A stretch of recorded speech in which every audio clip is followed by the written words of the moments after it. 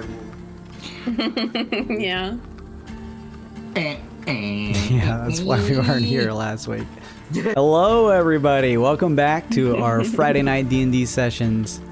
We missed last week because we were all playing Tears of the Kingdom, and I still really want to play it right now, but we have some D&D to do first, and I'm excited for that. Thank you, everybody, for joining us. We are back with some more Lucent Odyssey. It is our 28th session now. That is a D&D game that merges the D&D rules along with Oregon Trail style rules. So I'm Jaso / the Wizard / the DM, GM, and who else is joining me on this fine Friday evening? Hey everybody, it's Luke. I'm playing Lankin, who is a Warforged Fey Wanderer Ranger and Fighter. What's up, guys? My name's Kevin, and I am playing a Kalashtar Druid named... What's up, everybody? My name's Slim. Thank you. Keep going. Keep going. A bugbear rogue by the name of Uncle Jimmy. Oh, there we go. You see there. Taking a dump that time. Yeah. You're immediately relieved by All right, who's after Slim? Who is that? Oh, it's me. Hey, I'm Kyle. I play Professor Bach, verbal alchemist, artificer, circle of the moon, druid, dean of natural sciences at the illustrious Ravis Eterna. Hey guys, it's your girl Amanda, and I'm playing Opie Stickyfoot. Just a little guy. Shit, that sounds about right. He's just a little guy. Not wrong. Hey everybody, I'm Forte.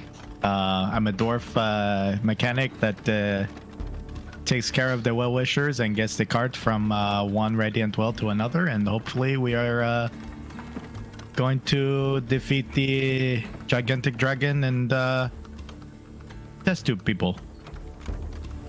the test tube baby, and a patchwork dragon. Welcome back, everybody. Thank you for joining us. I have a couple quick announcements. First off, I have a beautiful quilt made by Mama Bear that I'd love to show off here, but it's a little too big for my background. I'll have to do like a social media post or something about it. But yeah, she did a wonderful job. Thank you so much, Mama Bear. It's got each of our characters from our game with their names underneath it, and then cool dice in the middle and the logo for God Mode at the top. You can't see much of it behind me here because I'm so small, but yeah, I'll have to make a post about it. But yeah, anyway, thank you, Mama Bear. I really, really love it and enjoy it a lot. Other news, real quick. All of our character art is done by Amanda Otten. If you want to get your own character commissions done in a beautiful, similar style, make sure and go check out her social media. Yeah, Tisa got to see the thing in person. It is a beautiful quilt. Yeah, she does character commission stuff and did our art for this campaign. So if you're looking to just see her work, which is incredible, or she's been doing a lot of stuff that's really, really awesome, like full body work. I wish I had the deep pockets to do the full body work for everybody. She does an incredible job. Yeah, go check her out if you want to get some commission stuff from her. She may be open for that type of stuff, so make sure and check it out. See for yourself. We have a lot of rules in this game that are a little homebrewish in terms of how all of the mechanics work with our Oregon Trail stuff. So if you want to take a look at that, hit !rules, all one word in the chat, and you'll be able to go look at our shared document that tells you everything you need to know. Mama Bear says, hey, I'm here. I heard. Thank you, Mama Bear. Yeah, I got the quilt in the background. Thank you, Mama Bear. It's cool. I love it. I showed the team, and they all think it's awesome. It's so surreal. I know, awesome. It's pretty wild. Yeah, it's really cool. She could somehow like print all our portraits and stuff like on fabric. Yeah, she was asking for high res images for everything, and I didn't even know what it was for, but I gave it to her. But yeah, it's like a actual printed fabric, and it looks incredible. I mean, the quality is just, it's wild, pretty crazy. So cool. But yeah, very awesome stuff. Thank you so much, Mama Bear. We also have Twitch channel points here in the channel, so if you want to toss out some +1s here and there, that could sometimes come in clutch, or you can do the random elated or forlorn condition that's going to affect a random member of our team for an entire session. Make sure and save up your points for that type of stuff. We also have our stream stickers, of course, so make sure and check that out. And I stream outside of just our Friday nights. This week I took some time off, but I'll be back next week for more. Hello, Queen Gore. Happy to have you back. I hope things are going well. Thank you so much for popping in and hanging out with us. We're just about to start.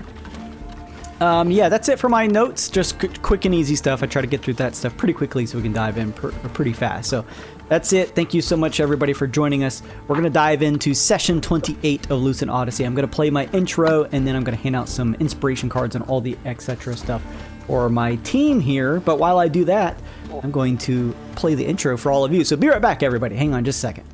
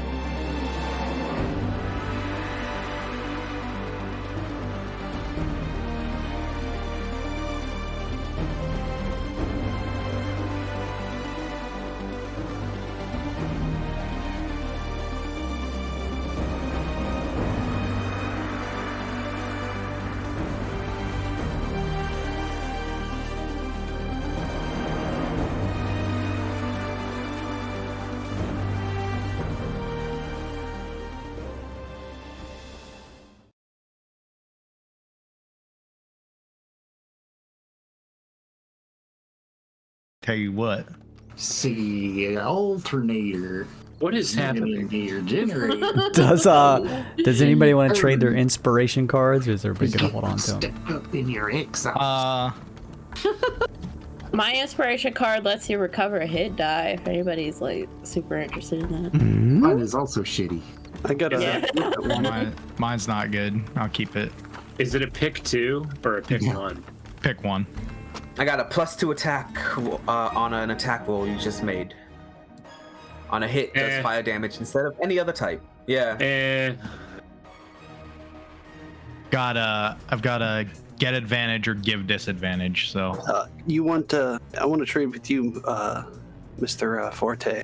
I think this one would help you a little bit more in the certain circumstance we're in. all right, let's do it.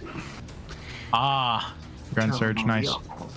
I mean, it helps me a lot, but I feel like that would definitely help in this circumstance of man in the Kool-Aid. Kyle, you got a +1? Yeah, Thank you, I see your chat. point. That's fine. Thank you. Sarah. Hi, sir. Appreciate that. All right, yeah, let's do some dice rolls. Who wants to give the recap? We missed a session did. last week. Oh, you guys did. Who rolled the lowest? Oh wait, I didn't roll. Amanda. Let's get a roll from Amanda. I'm pretty sure I did the last two. I think I did. I think I did the last one. I feel like I did something. I feel like I did the last one. You know, that's funny. I feel like I did. Weren't you 2 sessions ago, Luke? I think. Nah, it was definitely last one. Yeah. All right. Definitely, it's okay. I'll Like be it's able to do it. Forte. Yeah, Forte, if you don't mind, please, to the best of your ability, tell us what happened last time on Lucent Odyssey. Yes, so last time we were playing the game, we were with a lich lady named Cinder, and she was able to tell us more about the townsfolk of the dudes. Apparently, she had a different kind of occupation in the past where I would like to much find out. But we got the quest in exchange for her saving our life by not killing us because she is a lich, maybe. She asked us to go back to the tomb in Yorville, which, sneaky point, we already been. Thank you, Uncle Jimmy. And we go to recover her staff, but we're not going to do that just yet. The people from Dudes have a problem with her. We're going to solve that by giving her the rod, and then she's going to make them embarrassed, and they'll leave her alone. We almost got another Gleedlekin, but the odds not in our favor as it did not go so well. We finally get to House Dreadmore. Very good thing there. We got to learn more about Lankin. It kind of made me a little bit confused and dizzy because there were so many things happening I did not understand. But we learn where Lankin comes from, which is pretty interesting a bit. We met Lady Dreadmore. We met Old Mama Bone. We followed his lead. Lankins takes care of us, and they asked us to go into the basement of House Dreadmore because there was an experiment gone wrong, and we were the only people that could help. So I trust Lankin because Lankin has protected me many times. So we go in and we help Lankin with gigantic beast that we find, everything stomping around. It's a gigantic dragon made out of patches of other things, very scary. And there's also gigantic experiments gone wrong, maybe other Lankins inside vats, and they're trying to break out and hurt us. Also, Lankin is crawling on the ceiling. I know. I'm sorry. I didn't mean to. I didn't mean to say. I say as I cling to the ceiling like a spider monkey. I'm thinking of the other guy. I'm sorry about the experiment. My fault. My fault. I miss him. I don't know him. Yeah, I do. His head turns around 180 degrees. I'm not an experiment. Thank you very much. I appreciate that. All right. Yes. Last you left off, you were in the midst of a fight in the basement of House Dreadmore, facing off against what appears to be some form of like patchwork dragon-like creature, as well as several of these strange red-like glass tubes filled of viscous, perhaps blood or some other liquid, with the skeletal silhouettes of creatures inside who, in their glass tubing, could essentially slap to the wall and climb up them, which is a very interesting movement. I'm not sure I totally agree with D&D's movement choices sometimes, but sure, we'll accept that. It's ridiculous. The climbing jar. You've never seen a fucking climbing jar before? What's your problem? They refuse to have some form of creature that just does not move, which I think is okay to have, but they tend to disagree. That's neither here nor there. All right, so yes, you are mid-combat, which is something we don't try to do, especially when we take a week off, because everyone, i.e. me, comes back very confused, but that's okay. Let's dive into combat. We're at the top of the round. Opie, you're up first. Lankin is held in the grasp of this creature. No, he's inside. Yeah, he's inside one of these things that's underneath him. Oh, yeah. Oh, yeah, I am in this thing. Yeah. He's inside the test tube? Yes, he's inside the test tube. That's right. Okay. As he was crawling on the ceiling. And how are these two test tube monsters looking? Let's see. One of them has me inside of it. Yeah, the one that Lankin is trapped inside, the glass is relatively cracked and some of it is sort of leaking out. Okay. But the other one that is 20 feet up in the air, sort of somewhat adjacent to Forte there, is still looking okay as far as you can tell from an undead silhouetted skeleton in a red test tube. That's actually so terrifying that that thing's 20 feet in the air. Like, yes, I don't like that. In any normal situation, you would never. If this was Call of Cthulhu, this would never. You would run. You'd burn the house down. You'd never come here again. Y'all know that meme of the kid like running down the school hallway and the guy's like behind him, like floating. I feel like that's what it is. Yeah. If you see a floating test tube monster in Call of Cthulhu, it's time to turn around. If you are not driven insane by the mere sight of it. Instantly, Automatically, just your brain melts. Anything in Call of Cthulhu, just run. It's probably safer to run. Yeah. Probably. All right. Opie is going to poke his head out, and I think he's just going to fire at the test tube monster that's holding Lincoln. Sure. So that's a 24 and a 19. Okie dokie. Let me just double check here. Both of those hit. Nice. All right. Wow. 8 piercing and then 13 piercing. What's bad. The total? What is that? 21. Okay, so Lankin, The arrows do strike through the glass, damaging the creature, but you are also in this. You take 10 points yourself. Owie. Oh, shit. It must be done. And Opie with his swarm, is there any way he can, because he can move creatures with his swarm, is there any way? Move this son of a bitch off me. Yeah, is there any way he could try to like move it and not Lincoln? Like, get Lincoln out of it with the swarm? I think in normal situations, maybe, but it looks like most of Lincoln's body has been submerged in this gross reddish ichor, so it'd probably be a little too difficult for the swarm to do themselves. Damn. I am Alright. inside of this. Well, does anybody else have, well, I'll just go ahead and have my swarm attack because they don't do that much damage anyways. Well, of course I roll a max damage. I'll take 3. Which is still 6, but I mean, yeah. So 6 more damage to test tube thing. Yep, half to Lincoln, so he is correct. 3 more as some of the Actually, nagging insects bite at you. And I think that's it for Opie. He's gonna duck back behind this wall. Okay, good stuff. Then that means up next is Forte.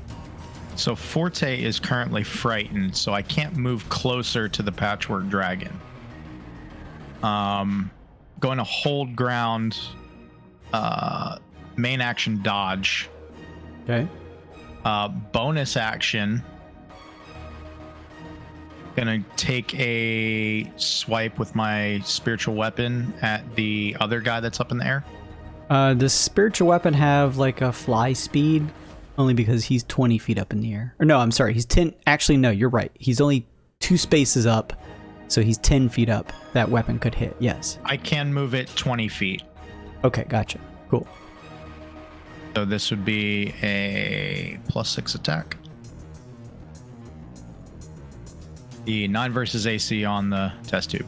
Unfortunately, that does not hit enough to crack and break the AC. Okay. That's my turn. I can't move forward. I'm in a hold position. All right, sure thing. Rolling through then, that brings us over to Lincoln. Can I attack this thing? Yes, yeah, you are sort of submerged somewhat in the thing. You're sharing the same space. Let's see. Hang on just a second. Let me just see here. Oh, hold on. I had to roll concentration for Hunter's Mark. Oh, I failed. Cool. Dope.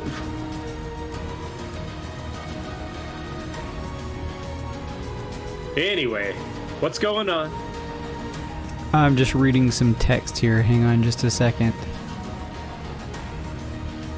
Give me a Constitution saving throw. Is this a poison, disease, or magical sleep effect? No. Dang it! One day that feat'll matter. Constitution saving throw. 20. Oh yeah, you're able to wrench yourself free and pop out. Oh, dope. I like that. I'm gonna... I may just want to Zephyr Strike again to get away after this. What is this thing here? This black spot in the middle? The darkness that somebody cast. I think. Oh yeah. Was Did my it an little elixir? yeah, my little elixir. Oh yeah. We're gonna get It rid of moved this out of guy it, then yeah. and say that as you pull yourself free, Lincoln, you're gonna kind of like spill out onto the ground so you don't land in that space since that one was already dead anyway. Oh, I'm on the ceiling, right? It's 15 feet tall. Oh yeah, you could just keep Yeah. crawling up if you wanted to. I That's pop right. up onto the ceiling. Yeah, well I'll move you here, but yeah, you're plenty of spaces up. Cool. I'm gonna. I kind of want to kill. Okay, it's been a while. Do I know? I know this one just got. It missed, right? The spiritual weapon missed it. Missed it. This one just got hit with 2 arrows. Do I remember like if is this one damaged at all or? That one is hard to tell without a check, Okay. which you Okay. would I don't wanna probably make- gather that it's looking okay. The one next to you, though, that you just rinsed yourself free from, it's got like several cracks. The liquid is oozing Oh, out. yeah, let's fuck this thing up. That's not the button I meant to press, but I did mean to cast Hunter's Mark, so I'm gonna do it, and I'm gonna attack him. Sure. Oh no! Yeah, it's gonna miss. 12? Is that the total? Yeah, 12. That hits. What? Oh, Yeah. oh my god! These things have very bad AC. Holy crap! Look at this! I'm fucking tearing this combat apart with my rolls! Holy shit, that's max damage! That's a perfect roll! Man, damage. Holy shit. On a It's a 12 to hit? storyline. 25. Right? Yeah, what does it look like after applying your hunter's mark when you take this thing that had pulled itself over you, taking it out? Can we just say that I bust out of it like sword first, you know? Oh, yeah, that's cool. Yeah, you erupt from the glass. Is what was left of whatever undead thing was inside. The carcass just spills out, now wrenched from its sort of glass tube, but is no longer able to function, and it just sort of topples to the floor, the sound of grass breaking and shattering around the creature's feet. I unfortunately cannot recast Hunter's Mark this turn because I already cast a spell. So I don't have a bonus action. But I do have an extra attack with which I'm going to use to attack this guy. I spoke too soon. 11, I'm guessing really does miss this time. That will miss, yes. 12 just hits. All right, 12. This guy, 15 feet up, I'm in his reach, I'm guessing. Yeah, he is large, Okay. so he is up to 10 feet, so you're still technically adjacent. Do you guys think I should retreat or stay here? I'm at about half health. I mean, I'm about to hear you. On my turn. I'll stay here. That breath was like 30, 40 damage, so. Actually, I'm going to move down 5 feet so I don't take damage if I fall. Sure. I'm gonna heal him. And get a death saving throw if I get knocked out. Yes, yeah, good point. Yeah, that'll be it for me then. All right, good stuff. Taking one of the creatures down, Lincoln, you sort of scuttle down the wall just a bit, getting ready to assault whatever's left here. Good stuff. That means Uncle Jimmy up next. Jimmy's gonna take 5 and 2 5s to move out. 1, 2. Take a shot at the other tank over there. Can I see him here? I can't tell with the wall. I would probably say he's got like partial cover, yeah, because he is technically around the corner. If I move to the totem's spot, would I be able to see it? Yeah, you'd be able to see it if you're able to move into the totem spot. Alright, that's still 10 then. Come on, roll 20. You can do it. Waiting. Roll 20. Me try Check. hard. Just checking to see if he swiped this week or not. That's a 12. That hits. 12 just That's hits. Ooh, Ocha. that's 28 damage. That's a lot of damage. Damn. If that doesn't kill it, bonus action. Take one more shot. Oh yeah, it is. The glass crackles as one of your bolts strikes through it, but it is still alive. Oh damn! I should have used a +1 on my last roll. Ugh. That is. That's not the damage. Why is it? Thank you. Well, not sneak attack.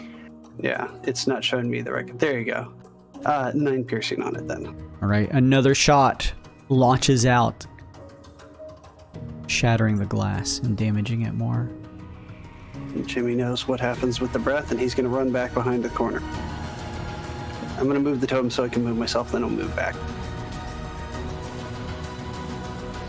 And that's my turn.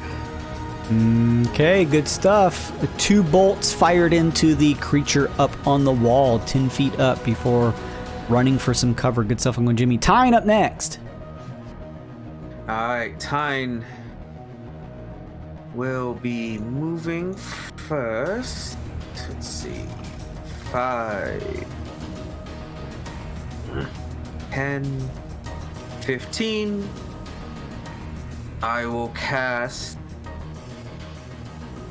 I put my hand on Forte's back and cast Lesser Restoration to remove his fright. Ooh. So rarely get to use Lesser Restoration in combat. That's so cool. Right? Why were you scared of this thing to here- begin with, Forte? It like eye lasered me. Believe in yourself. And then also I will use a bonus action to Fake it. cast Till you make it. cast Healing Word at. You said you're like down half. I'm down to half. Yeah, I don't waste a heal if you need to save the slot. I'll just do a level 1 then. Okay. Actual level 1 heal to get It's the either entire party. 1 or it's either Yeah. 1 or 3. I used my last 2 on Forte here, so. But I will cast then Healing Word level 1 on Lincoln for 8 healing. Everyone within the aura can take 8 healing as well if you need it, including myself, and I will. Yes, can. Why would you just? And then- why would you ever use any other totem than the unicorn? I mean, It's so good at I mean, healing. as a healer. Yeah. Yeah. Yeah.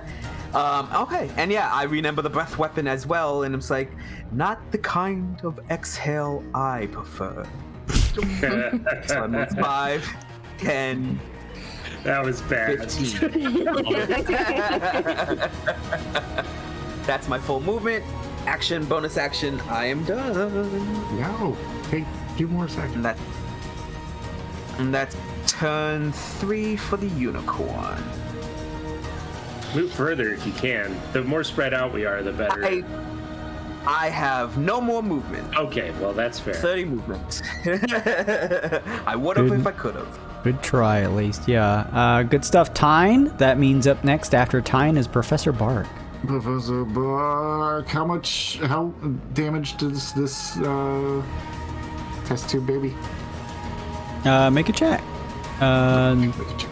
Perception I was or gonna say, nature. can I call a perception on a giant glass tube? Yeah, perception will probably work here. This thing isn't Woo. exactly most creaturish. Certainly looks like it's taken a fair amount of damage. There are some large cracks that are spilling this sort of like coagulated ichor that is sort of spilling out, but it's still moving around just fine. Yeah, right. I think I'm gonna blast it. Professor Bark scoops up, what is this, like a crate in front of him? Just snaps off a little piece of it and catapult. I got 4th level. That seems overkill. Let's do 2nd level. Was this a dex save? Okay. Makes a DC 14 dexterity save. Otherwise, takes 17 bludgeoning damage. Okie dokie. Save incoming. It passes. Son of a bitch.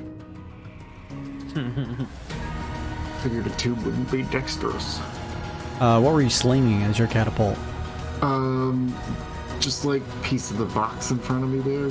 But Gotcha. like I have enough like detritus on me that I can make it something else if I need to. No, that's fine. Yeah, you sling up this just a piece of debris, and using your magic, you imbue it with this momentum as it rockets off towards the creature, but sort of catches at the corner of the wall, smashing against it before it can hit the creature. I like to think Bark has a long like setup before a really quick delivery. Like it. I guess I am gonna reposition with the rest of my movement here. I will transform into something. I don't think it matters. Let's call it a wolf. 1, 2, 3, 4. Excuse me. 5, 6. Oh no, that would be in and out of that guy's throat range. Yeah, I'll take it. Okay. Wolf has probably bullshit AC, so I'm just gonna call whatever you swing a hit. 13 AC. All right. Good stuff. Anything else, Professor Bark? Did Big Boogan want to make a strike at me because I moved out Oh of his yeah, range? he sure as hell does. Yes. Jason, do you want to try to hit me? He swipes at you with one of his large claws. This is gonna be 24 versus AC. That's almost twice as AC as Wolf. Yeah. Jeez. That will be that's gonna be 13 points of slashing damage as the Sweet. claws rake across your wolf-like form. I don't think it's got that one. Alright. I have to look up what Wolf HP is. But that's all of my Is turn. wolf HP. I can pull it. All right, good stuff. Okay. Oh, because I have to move my little what you call it sprite after. That's what I was trying to find. Face Spirit makes a single attack. Spells level rounded down. I think I cast it at 3rd level. It does. Oh, it's a spell attack from me, Druid spell attack. Yeah. Trying to attack Big Boogan there. Oh, shit! Natural 20. Nice. Yeah, we're just fucking critting all over the place. 2d6 plus 3. Roll 20's like, they'll stay if we make sure they Yeah. keep rolling higher than normal crit range. Don't go to alchemy, please. Spells level piercing damage and force damage. Oh shit. Make the Netflix episode look cool. Alright, so it's 11 piercing, 3 force, and the spell's level is 3 plus 3. So that is 17 points of damage. I can split it if you need to know. Force and piercing. No, I got you from what you said. Thank you. Word. Bring it down here. It's not bad. What's your mother? Whoa, whoa, whoa, whoa. Nice. Okay. Alright. That is the end of my turn. All right, And good if somebody wants stuff. to put up a big, massive attack, I can support you getting a clean hit. Oh, how's that? Good boy card. Oh, Nice. probably our rogue if needed. Or, well, actually, before. So, if I played this on somebody else's turn, does that work? So this would only apply to you. Okay, that's what I was The boy thinking. card. Oh yeah. I rescind my offer. Fine. I didn't want it anyway. Fuck you guys. You have to hit on your own behalf. All right, the creature in the blood jar. The lid pops open as the silhouetted skeletal form of some undead creature tries to slip out of the goo and grab you, Forte. I need a Constitution saving throw. Oh, that's Before the bad. con save, Mm-hmm. can it please make a DC 14 whiz save? Sure. Yeah. Where's mine?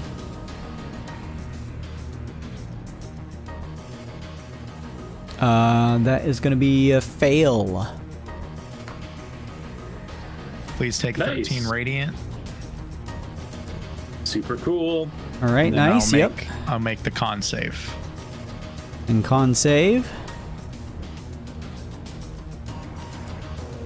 26. Oh, Oh yeah, yeah. You sling several metallic pieces that are swirling around you into the glass, shattering more of it as its body nearly topples over as it was trying to lean down to grapple at you. You easily kind of throw up your arms and block it, buffeting it back. That's going to be it for it, which means the big boy is up next. Can it also make a DC 14 wisdom save? Yes, it can. Be reasonable. That is going to be a pass. Okay, it's gonna take half of this. Sure. Several more metallic pieces 10 shift radiant. around. Not That's bad. nasty. Not bad That's a lot at of all. damage. He should Take it. he should keep attacking Forte He so really he can should. break his concentration. He really should. There's a lot of action economy happening on Forte right now. We're close. I mean, he's Pulling that hiding, aggro. he's hiding behind a shield, but also And a pillar of darkness for some reason. So hey, that helped for the turn it came down. A maw of sharp teeth open. As it attempts to bite you, Lincoln. Oh no! sorry, but Uh, Try. This gonna hit 27 versus AC. Okay, yeah. It's I let me usually check always my like sheet. I usually like to check. Not trying to sold anybody's character, get but it, yeah, I that's gonna hit. 15 points of. Actually, this is different. Hang on. Hey, that's one less than the healing I got last turn. Now let's see what the second two attacks do. Okay, that was one claw. Here comes another one swiping your way. Mm-hmm. Ooh, that's a Shit. natural 20. Jason. Jason. Bye, Mr. Lincoln. I'm still alive, probably. Slings its I've got- claws against your bony body that is sort of attached to the wall for 29 points of slashing damage. Oh God! Lincoln's in a bad way. I'm at 8. So you need a bigger heal next time, right? Yeah. Oh, not that I think it matters, but first one, success, and second one. Actually, that is also a success. I Okay, maintain good. concentration on Hunter's Mark. If I lose it, it doesn't really matter. I'm just rolling for the sake of it. It then goes to chomp on you once more. You could stop that. That'd be cool. 24 versus AC? Fuck you. Yeah, I'm going down. Okay, hits hard. That's gonna be a total of You'll be back. You'll be back. 13 I'm just gonna mark Piercing myself down damage? to 0. and 2 fire damage. Doesn't particularly matter. I fall off the wall, so I'm glad that I went down 5 feet. This was smart thinking, yeah. That's experience talking right there. As the jaws close down on you, Lincoln, you feel a sensation of your consciousness leaving as several of your bones snap and your body collapses as the world goes black around you. Going to take your eyes. That's what we're here for, right? This thing's eyes. Yeah. So I can get my eyes back. Exactly. when your eyes open again, they'll be his. So It is done, which means Opie up next. Well, that's too bad about Lincoln. Man, we like that guy. Yeah, we like him. Hey guys, what are we even doing here now that Lincoln left? Yeah, maybe we should just bounce. I'm just a boy. Just a little guy. Just a little guy. Little guy. What am I doing here?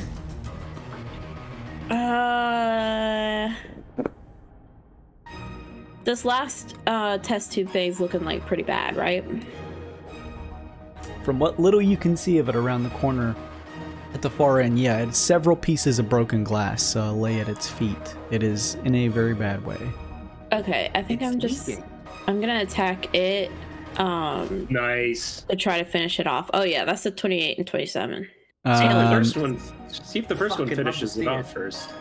Yeah. 8 let's piercing? do 8 Oof, piercing that roll, damage. though. What does it look like when you take this thing down? Oh hell yeah. Nice. I think I just shatter the glass and it just pours to the ground, all limp. What's the sound it makes Gross. as it pours out of the glass? Just There we go. There we go. The shattering sound of glass and squishing ichor. Macaroni in the pot? Yeah, the macaroni noises as it splatters across the ground. Oh, gross. Okay, can I roll to attack the big guy then? Yeah, you got more 27 attacks. Sure. Yeah. I'll re-roll it though. 22. That is Damn, going Amanda. to hit. Yeah. Nice. 22 big. Stop rolling ones on your damage. I know. I don't know what this is. Well, that's Feast or 8 famine piercing, with the though. rolls. All right. Swarm, uh, swarm, swarm, And swarm, swarm attack is 4. Move that 4 bitch. more. Okay. And that's it for me. All right, He's gonna good stuff. Duck back. Opie, that means Forte up next, no longer fearing the massive patchwork dragon-like creature ahead of you. Yeah, this is an interesting question. Do I bonus action pick up Lankin, or do I keep going forward? Forward. I mean, can you get your guy to remove the dark sphere? Oh, it's not there anymore. Yeah, so Oh, aliens oh, after okay. its turn. Okay. I mean, I don't. wouldn't get rid of it. I would just put it somewhere else. I mean, if I come back to life, I'm gonna want to be in melee range of this guy anyway. So Well, I would just. you've got a turn coming up, and I've got all my stuff up. So Yeah, but what does moving me accomplish? not move like picking you up, as in Oh, fucking duh. Okay, you're yeah. down. You want to be undowned.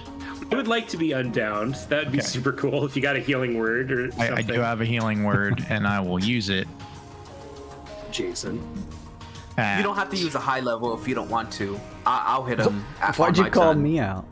Nothing. I'll use a second 'Cause I- level. I go before Big Bogan, so I rise once more. It's bonus action. again, I'm just picturing you coming back together like the skeletal goblins in Zelda. Yeah, yeah, exactly like that. I picked my head up and put it back on. The dark void, Lincoln, returns back to the fuzzy void of the basement. I go from blackness to blindfoldedness. Rolls together like Marogar and just me when I wake up in the morning. Where? Can't see. Forte's gonna yell Lankin to get up, slide on over, keep his shield out to keep dodge up, and that will be my turn. Okay, good turn, Lincoln, back to the land of the living, which means you are up. Lincoln's gonna stand up. Disengage and take off, or whatever you need. No, I need to hit it. It's more important for us to get damage in, probably. Hunter's Mark doesn't go up in damage when I upcast it. I'm trying to see what my spell options are. I'm gonna use another. Yeah, this is rough. I think I'm just gonna attack him twice, and then I'm probably gonna Misty Step away from this guy. This is actually Bark here, right? It's not like. It's me. Okay. Yeah, all right, it's cool. the anvil and bark underneath. Yeah. Yeah, All we right. can move the anvil. It's still in the same place. We can move the anvil off of bark. No. That's fine. I was just making sure that wasn't like an animal summon or something. Anyway, I'm gonna attack him. I'll use a -1 to go to 16 on that. 16 bounces off of his hard, Okay. scaly exterior that misses. Okay. All right. Second one. Oh God, what did I roll? What the fuck? Okay, this is just punishment for rolling really well that one turn last Here time. you go. Yeah, I'm gonna Misty Step. Sure. Why can't I can't see Jason. You Jason, I can't see. you're just Dynamic trapped in there lighting now. needs to be manually updated. Jason, I can't see. It's not very dynamic. Yeah, we're not doing dynamic lighting here because this is roll 20. I'd say no. See, this is a situation where I'd love to have ranged. That's why we need to kill this guy so I can throw daggers again. Anyway, I'm gonna cower behind this wall and in my turn. We'll kill All right, this good guy just stuff. after we kill this guy. That means Uncle Jimmy up next. It seems as though there is one opponent left, which is the Dragon Frankenstein creature. Uncle Jimmy's gonna do the old two-step again. Boo. And Agabagoo. That's a 13. That sucks. You fire off a bolt, and it catches it with its hand and snaps it. Oh, a wise guy. Bonus action. Take another shot. Shoot her. There we go. 25. All right. It tries to do the same thing with the second one, but it's just a little slow, being probably some sort of golem-like creature, and it shoots through its closing claw, striking it in the chest. That's 17 damage total. Nice. Nice. Like a bad NPC from a shooting game, I just do the same thing and run back behind the exact same wall, hoping it doesn't notice me. And that's it. Good stuff. Tyne, you Shoulder quickly peeking. pop out. Yeah, firing 2 shots and then just sort of like do a twist to throw your back up against the wall again. That means Tyne. Tyne R up next. Diner. Tynar. Diner. Can I see Lincoln from this spot? Yes. Yeah. Lincoln waves a hand from around the corner. The little one. It's like those Bokoban arms, man. They just kind of. Right, yeah. They Yeah. they really buff those. Yeah, in this that you game. want Yeah, those want those arms are great. arms. Those as are soon like as kinda possible. sick. Very useful. Yeah. Forte, Light Yagami gave you a +1 to your rolls. Thank Oh you, my Light God. Yagami. Oh my That god. sounds dangerous. Thank you, That's Light. super Yeah. dangerous. He's not Well, breaking like, to the just- death note. Take the +1 and use it. We'll use it. All right. So, healing word on Lincoln. Big boy. Hopefully, big boy numbers. Ooh, big boy 16 numbers. healing. Nice. 16 healing plus 8 for anybody who needs it, and that includes you, Lincoln. So it's an addition. Yeah. Nom. Almost back. All right, I got about 2 hits left in me now. All right, that's good to move back in, I'd say.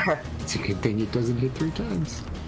All right. Well, and if it's then spending all 3 attacks on me, I'm okay with that. Until we run out of heals, then I'm not okay with that. right. And so in that case, I'm gonna save the rest of my spell slots. But since healing word is a bonus action, I will just throw a little produce flame at the dragon from here. Just tiny little ball of fire, not to be confused with.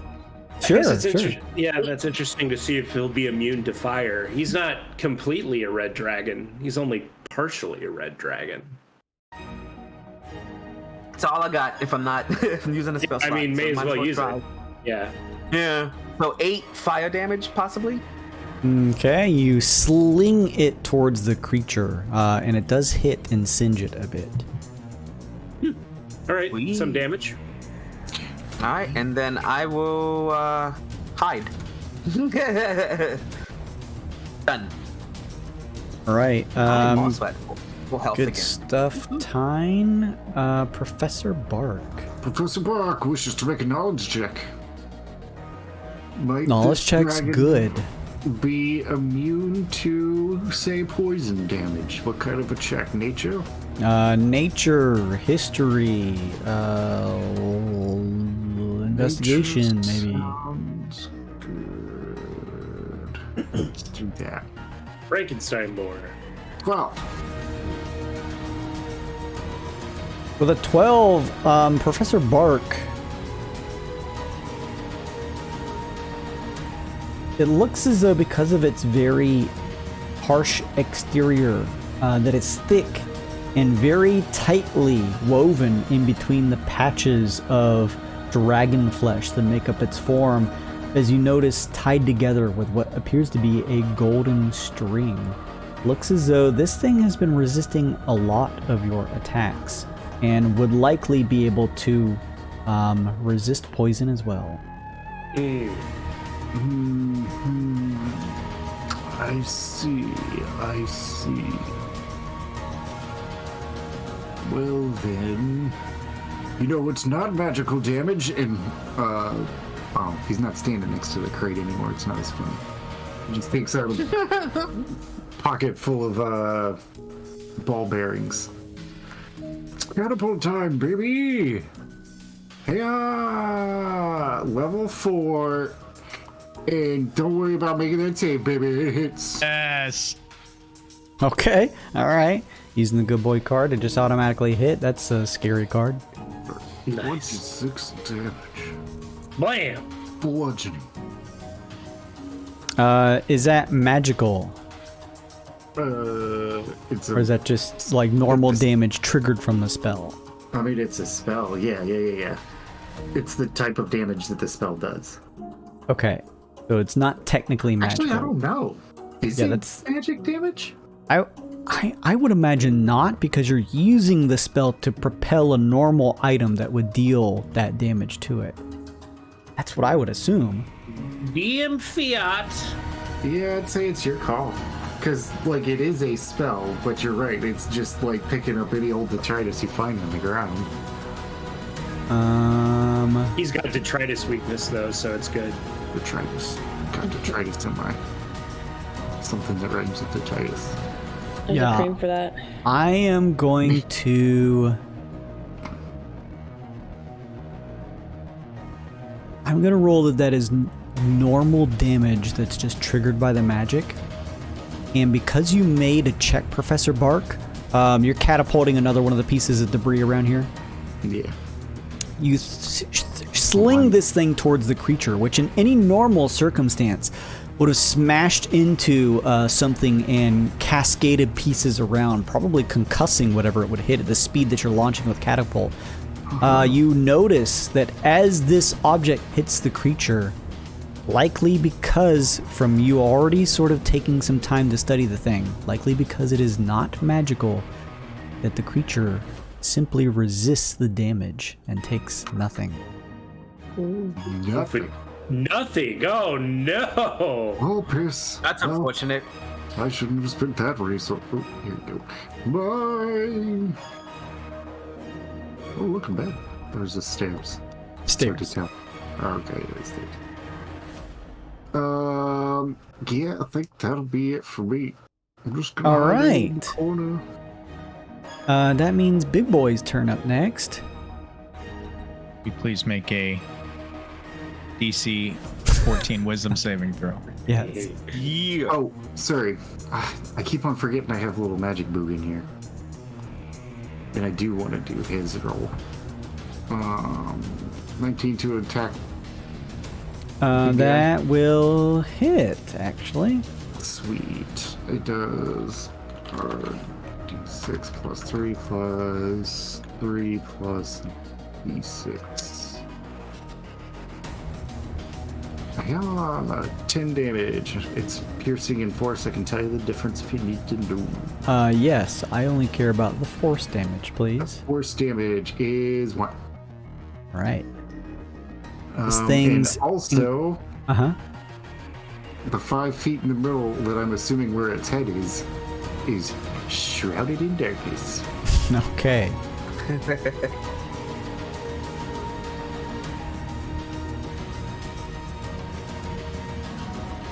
It's in the dark. It's hard to see. All right. It is the creature's turn up next. Let me see here. What does it want to do?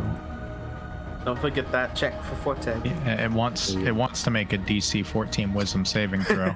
It wants to actually fail a DC 14 Wisdom saving throw. Oh yeah. Hang on. Let me add its con real quick. No, that's wisdom. Hang on. It fails. Please take 20 radiant. Okay. That is not resisted, actually, as several of pieces of the dragon flesh are peeled from its body. In a hailstorm of anvils and hammers. A massive set of jaws goes to try to bite down on, speaking of, bite Disadvantage because it can't see shit right now. Got mud in its eyes. 16 versus AC against bite. Oh, that's a good question. What is its AC? It probably hits. It's a right? hit, yeah. It was close, 15. Okay. So it chomps down on bite for 12 points of piercing damage and 3 points of fire damage. I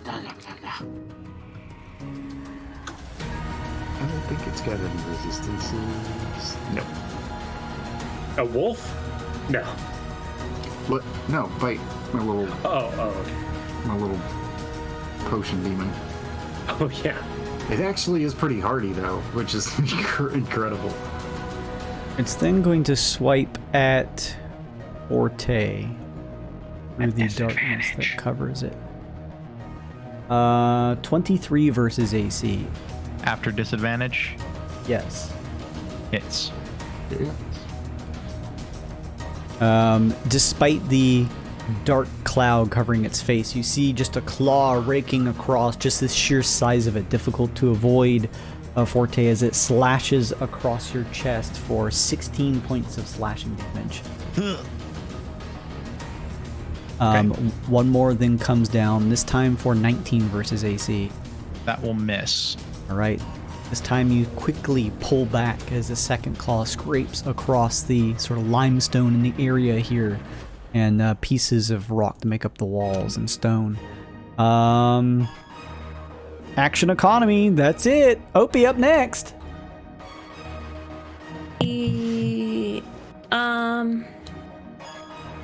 What's the symbol on the big thing? There's magical darkness on his head. He can't see. Okay, cool. And how's he looking? You make a check, yeah. Investigation? Sure, that works. See how much of his golem-like form, if you will, is intact. Is that 19? That's 19. He looks beefy. He looks strong. Strong boy. All right. Definitely taking some damage. You see portions of the dragon flesh that have been seared off by your attacks, but he still, you see the muscles sort of rippling as he is still raring to fight. I'm debating between taking a whole action to do fairy fire so that we all have advantage, or doing a bonus action hunter's mark. What do y'all think? I think Hunter's Mark, because if he succeeds on Fairy Fire, nothing true. happens. It doesn't even happen. Yeah, that's true. Okay, I'm going to bonus action Hunter's Mark him then. Okay, you take aim. Marking him.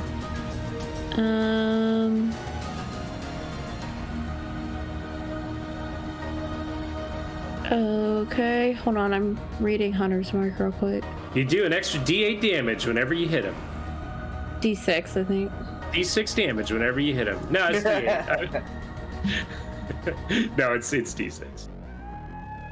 Okay, cool. All right. That's the only part of it that matters. And I'm just gonna attack him then. So that's a 17 and a 24. That one misses. The 24 hits. All right. That is 13 piercing plus the 6 from Hunter's Mark. So 19. No, Oh, you did roll it. Oh, nice. Yeah. Plus your swarm. Plus the swarm. So that's 4. What type of damage is Swarm doing? Swarm does piercing, I am fairly sure. Yes, piercing. Is any of that magical? Well, my longbow is magical, so yes. Right. Okay. The swarm? Is that a magic attack? Yeah, I don't know. I would think it would be. Because it's interpreted as magical bugs. Sure. Okay. That's gonna put this thing here then. Good stuff. Okay.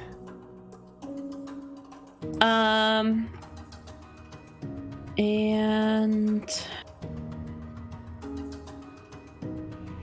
I wish I could do something like fun and interesting, but Shooting things for damage is fun and interesting. Sign that letter when you picked Ranger. yeah, I know, right? I Okay. wish they were more fun. Yeah. I did it for the RP purposes. I know. You got us through We're that swamp. Ranger. Yeah. Yeah, Alright, that is that's it. true. Yeah, that the swamp stuff actually would have been a whole nother story. All right, good stuff. Right. Opie. Up next is Forte. We would have been in like session 36 at this point. Yeah. Gonna bonus action move my anvil 20 feet towards the guy and take an attack. Session 36, still stuck in the fucking swamp. 24 versus AC. That It's will like- hit. It's like the boat arc in Berserk. 16 force damage. It's like the pirate arc in CR2. It's like Naruto. It's just Naruto. Period. yeah. Statement. Oh yeah. The anvil shifts through the air and just clangs against the creature. The force damage actually does look as though it does damage the creature more so than some of the other attacks have. Good stuff. I'm going to maintain shield wall, keep dodge up, Mhm, and pass my turn. All right, good stuff. Lincoln, the creature is looking a little damaged at this point. Portions of its Yeah. body have been torn off. The golden thread coming undone in certain areas. You're up.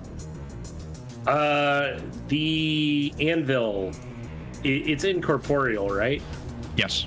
You can be Okay. in its space. Yeah. Spectral weapon. 5, 10, 15. I'm gonna Hunter's Mark and attack it. So it's double Hunter's Marked. Yeah, I'm gonna do double of them. 22. 22 hits. Hey. That's gonna be 21 magical damage. All right, you slice, watching where the thread sews together this piece of dragon flesh against its forearm at its chest. You just tear at it, cutting right through the golden thread as the creature roars. I'm gonna hit it again. 27. That's another hit. That's just an additional 13. I don't get the extra psychic on that An one. additional 13. Yes. Lincoln, what does it look like when you end the creature? Wow, that's surprising. We finished that up right quick. I slice at his tendons with the first hit and make him fall down to eye level, and then I stab it up through the bottom of his jaw to preserve the eyeballs, and that's I gotta get them eyeballs. The last bits of life in the eyes of the creature begin to flitter away, Lincoln, as you have disabled the golem-like dragon flesh creature, and it falls to the ground lifeless.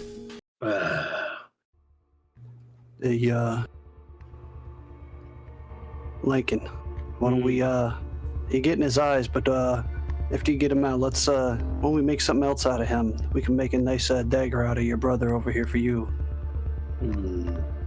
I do not feel compelled to take anything from this creature other than what I need. You think I could take just a small sample for my research purposes? Perhaps, but leave the thread. It is very special. Yeah. I'll take a piece and ask your mama Bones or whatnot. As long as you have permission. Yeah, Permission is very important for Faye. absolutely. Meanwhile, he's got his dagger out and is just cutting this thing's eyes out of the socket. No check necessary. It is dead, and you have all the time necessary to just pull the eyelids up, and with precision incision, you cut away at the eyes, preserving the tendons and things in the back as you wrench it free and pull it out, adding 2 dragon eyes to your pack. Could I get like a nice little hunk of flesh in the center? You know, just like where it's like a few pieces of it, like obviously not the thread, but like just a couple bits of like different bits of dragon skin all together. Yeah, I mean, you don't even need to. It's literally like just pulling free a thread. You don't even have to cut it. You're just pulling at the dragon flesh that was sort of slapped together on the creature as you wrench some of it free. Tasty. Alright, cool. I'm gonna throw that in my box. Hey, good job, everybody. Yes, thank you for aiding my quest to make it so that I can see again. Is there anything else down here we would need to dispatch or maybe examine? It is up to you. I do not care. I believe we were told to leave things alone, or am I conflating it with something else? No, you're correct. Lady Dreadmore said, go take care of this, but otherwise leave the place unmolested. Yes. Fair enough. Just out of curiosity, what is OPC down here, or does it just end right there? Down where? Ping me again? Down the hallway. That's where we came from. That's where you came from, yeah. Oh, I thought these. Oh, okay, yeah. Okay, I see it now. Set of stairs that ascend back up down that hall. Okay. Conversely, I am interested in the. Well, no, I am interested, but this is a spooky house, and we were told not to touch stuff. You're interested Not in the a good well? thing. No. It says, wishing well about. No, that's. You fucker. I'm There going must be something new. to go inside of it. Please, God, no. Speaking of stuck forever in one place, not Yeah, doing really. Okay. With bloody hands, Lincoln holds up 2 piercing dragon eyes. Dun, dun, dun, dun. Now attach them to a shield. They rotate slightly, and as they hover above my hands, Blood dribbles from them on your face. Anything else down here, or are you all returning back to the first floor? let us restore my sight. I guess we've come here for a reason. Best to see the task finished. Okay. Having a job completed, a task fulfilled, Job done. all of you grab your things and begin to return back, ascending up these steps and finding yourselves pushing through a set of doors that leads into the hallway of House Deadmore. Flip back over here.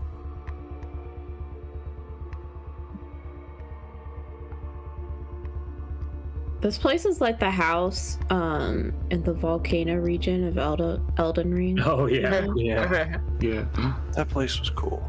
Yeah. That is where I drew inspiration for that. Nice.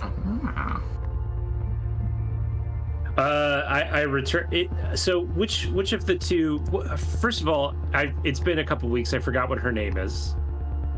Lady Dreadmore. Lady It's Deadmore. Lady Dreadmore. Or Okay. Dreadmore, yeah, sorry. Yeah. hang on And then just I a know second. old Mama Bone, although she. Oh, Mama Bone. Yeah. Sometimes just forget to turn this on. There we go. I approached Lady Dreadmore and said, "The basement is clean, and I have returned with the creature's eyes." Yeah, Lincoln, you and the rest of the group push through the doors, and as you deliver this message, you enter from the basement, like behind the tall set chair that Lady Dreadmore sits in. And again, there's like an attachment to the back of the chair. Her gown flows much longer than you anticipated in the darkness behind her. Lifts up into the air, probably like 10 or 12 feet in a sort of like cone-like shape before coming back down. And as you turn, delivering this news, she slowly turns her face to view you. She speaks again, but as she does, you do not see her mouth moving as she says, "Excellent. job. Show them to me. And a hand pushes out to take them. I very gingerly present the eyeballs to Lady Dreadmore. Mm-hmm. Make a perception check, Lincoln. Oh, I had disadvantage on this. I mean, anybody can do this, but okay. Starting off a Lincoln, I should say. That's a 7. I'll give Lincoln advantage. I want him to see. Sure. That's a 12. No. I mean, from this distance with you close enough, Lincoln, you notice that as one of her hands comes up to... as her hands come up to take the eyes, her hands are being pushed by what look like long bones that attach to her elbows coming from the darkness behind her. Ooh, like she's a puppet? I don't know. She takes the eyes. She holds both of them up into the air, holding one in each hand. These will do nicely. I appreciate all of your work in taking care of the issue downstairs. She turns her face, and you notice, Lincoln, as well as everyone else here, that the face of Lady Dreadmore, now that she sort of cocked it to the side to look over Old Mama Bone, is slightly, like the face portion is slightly pushed forward on her face, and underneath is what appears to be a skull. Almost like her face is like attached to a skull. Like it's just like... Yeah, like it's almost cosmetic. Mask? Yes. Lincoln sees no problem with this. He says nothing. He All faces turns... are attached to skulls. This is true. That's a good point. This is true. He turns and Usually says... can't see the skull, though. Retrieve the thread. And Old Mama nods and begins to step away for just a second. She returns with a couple different supplies, what looks like a suturing kit, as she hands it up to Lady Dreadmore, and she says, Lincoln, the rest of you, I would ask that you stay here for an eve. It will take one day to apply the new eyes to Lincoln. His sight will be restored, more clear than ever, and the rest of you can get some much-deserved rest for a task well done. Of course we'll stay in such a lovely manner. I can't imagine any of us objecting to that. We have beds for those who need to sleep. Beds. They're coffins. You know they're coffins. Lincoln starts undoing his blindfold, and it like sticks to his eye sockets a little bit from the eye cord that's kind of like pulled and like coalesced there from his eyes getting burned out. And he says, "Have a good night, everyone." See you later. See you later. Yeah, that's too good. Time takes a bigger hit than normal off his place. Yeah. This place is wild, man. Time's gonna see some shit tonight. Opie says, Professor, this place kind of freaks me out. You think we can room together or something? Sure, I guess I will need someone to help. Yes, Lincoln's usually my companion. You could come to, I don't know, I am making more of a yes of this than I need to, but sure, OP. You can sleep on the floor if you'd like. Okay, that's fine. Old Mama Bone leads those of you who aren't Lincoln getting his eyes currently about to be pulled out by Lady Dreadmore. Old Mama Bone leads you to a long hallway and uses a ring of keys as she opens a door for each of you. Inside are what appear to be normal rooms. The beds aren't coffins, they are beds, but they are like old, musty. They are covered in cobwebs and just a thick layer of dust, like they have not been used in a long time. Is there a room with 2 beds? Or just multiple beds? If you ask Old Mama Bone, she will lead you a little further down the hallway and opens up a room that has 2 beds inside. Excellent. Have our thanks for your hospitality, ladies and ma'am. He's just gonna flash a little of the dragon skin and say, "Do you mind if I take a little of this? Is that all right?" Oh, you found the dragon flesh interesting enough to take? Yes, ma'am. If not, you can have it all back. No, just personal research. No, I will allow it under one condition. Yes, ma'am. I would ask for some of your flesh in return. Oh, shit. Are we talking about a equal exchange here, or just a little? Half of what you took.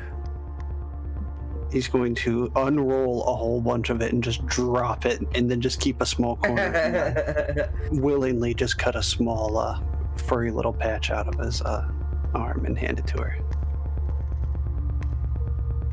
Now, don't. Thank you. Yeah, you're welcome, ma'am. Just please don't come and haunt me with that, or use me some sort of puppet or something. Oh, it won't be for you. Oh, love. Hey, see, look, I never talked about having about kids. Now I got a little one somewhere running around. You have my appreciation. Thank you, ma'am, and good night. Enjoy your rooms. You cut off at the end. Yeah. She just says enjoy your rooms. Professor, can you check the closet before we go to sleep? The closet? Yes, whatever for. Oh, Just to look, make. a little spider. Well, spiders are okay. Several spiders spill out from the closet, and a It's the thick Tupperware commercial. Oh, It's just a little spider. at the base of the closet here, it looks like there's like a clump or mound of hair, Oh, black and auburn hair. Oh no, how curious. I can't let these things go unnoticed. well, I'm curious. somebody just left their hair here. Who would do that? A good question. What manner of creature might this be? Nature check. 15. It looks, although a mixture of sort of black and auburn, dark brownish hair, it looks like it is a collection of hair from several different creatures. Some humanoid, some more primal and animalistic. Ha. You see, these are what are known as dust bunnies. They live in environments that are extremely malnourished, shitty, old, dirty things. What's It's been a long official term? Dilapidated. Shitty. Unkempt. That's the word I was looking for. Well, as long as there's no monsters in there. No, not anymore. He closes it. That Lady Dreadmore, she kind of freaked me out. Yes, it's quite spooky. I mean, I thought Lincoln was like kind of weird, but this just makes him look normal. Yes, well, that's the interesting thing about life. It takes many forms. Even some that barely look like life at all. I have an interesting theory, actually, about that, and if you just sit there for about 2 or 3 hours, I can He's get asleep. through... He's asleep. He's immediately. It all comes down to resource management. He's immediately asleep, just like. snoring away. Is anybody else doing anything before settling down to bed? Just throwing one of my blankets on top of the bed so I don't sleep in the dust and spiders and whatever the hell else is there. Probably a good idea. Jimmy's Motel safe. You know, they never wash the comforters in these places. I identifies like a black light. This whole room glows. Not a prestidigitation insight. Right. It's the first Tyna's thing I just looked at. right. Tyna's just gonna sleep on the floor and eat some dried mushrooms he has in his pocket. Oh, he's really gonna. That's a bad trip. What the hell? Surroundings important, man. This is the worst place to trip at. Yeah, I don't know about that. Yeah. All right. Forte, before he goes to sleep, I don't know if this would work, but he would count his Try blessings anything. and cast protection of good and evil on himself before he goes to sleep. Okay. And what's that specifically do? I can grant myself protection against a certain type of creatures. Okay. Disadvantage on attack rolls. Can't be frightened, possessed, or charmed. For 10 minutes. But it's going to help him go to sleep. Okay. Yeah. All right. At least it won't happen when I'm It's a falling quick asleep. link, but Yeah. good luck. All right.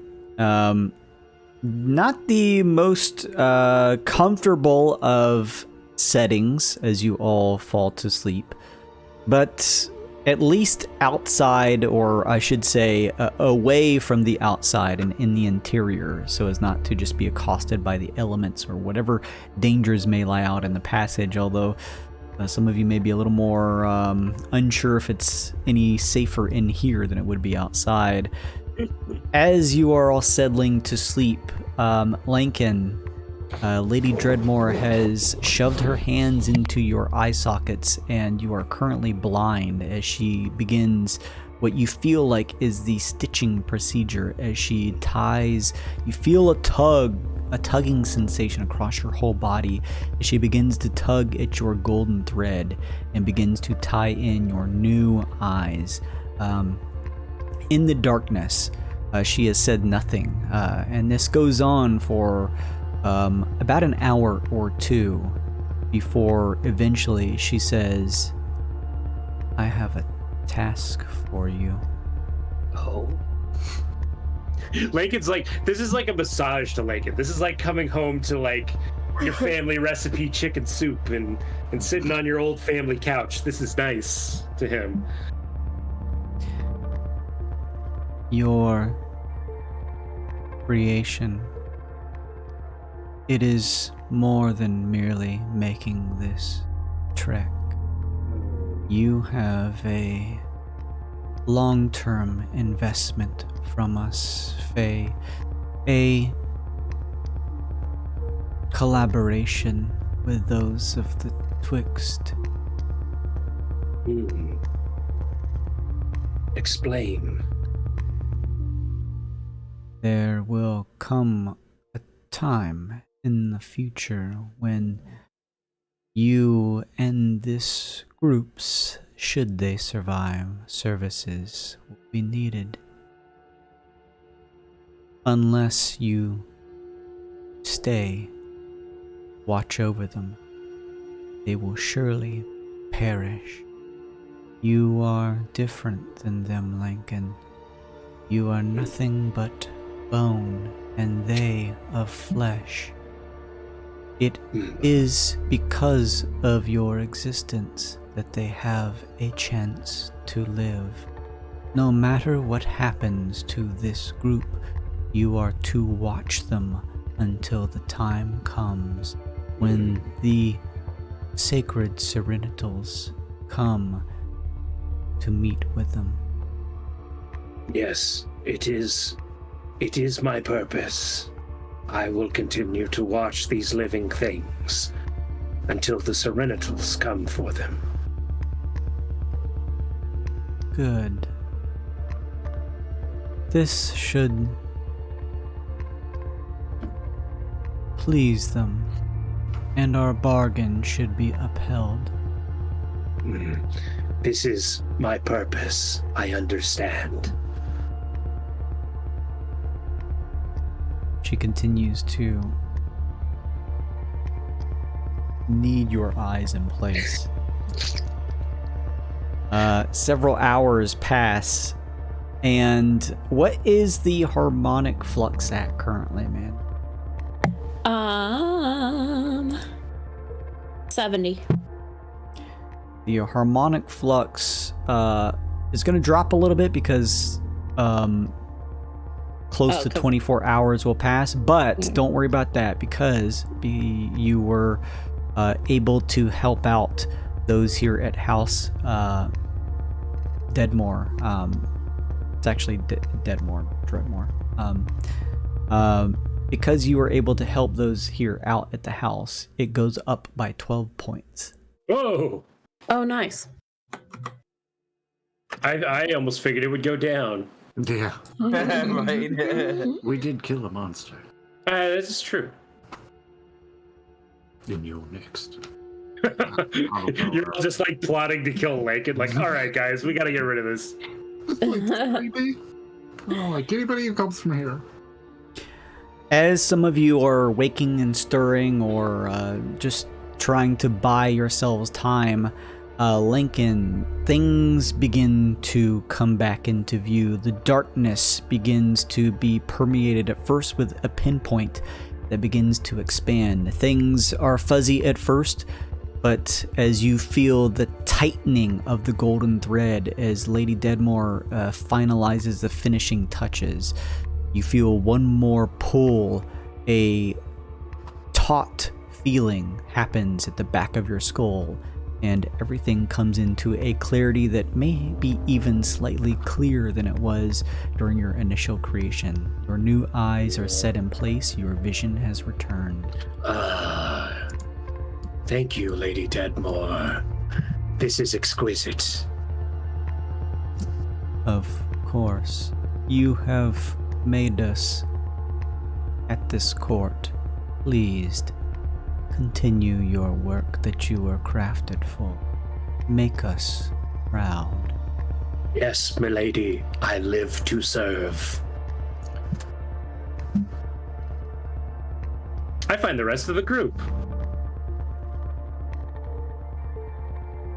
They're all alive, right? Yes, they are alive. Lincoln, you forget that you had a party and while you're here. Bye, everybody. No, he just got told to protect you guys. Did I get a long rest during that, or a short rest? Yeah, okay. You're basically kneeling having her do this for 24 Okay. hours, so you totally get a rest in. Oh, I guess it makes sense since I technically just stay still. Yeah, still you don't for even have to rest that much anyway, you're right. Yeah. Dope. Yeah, you can all heal your thinker characters. and regroup with the rest of the party when I'm able.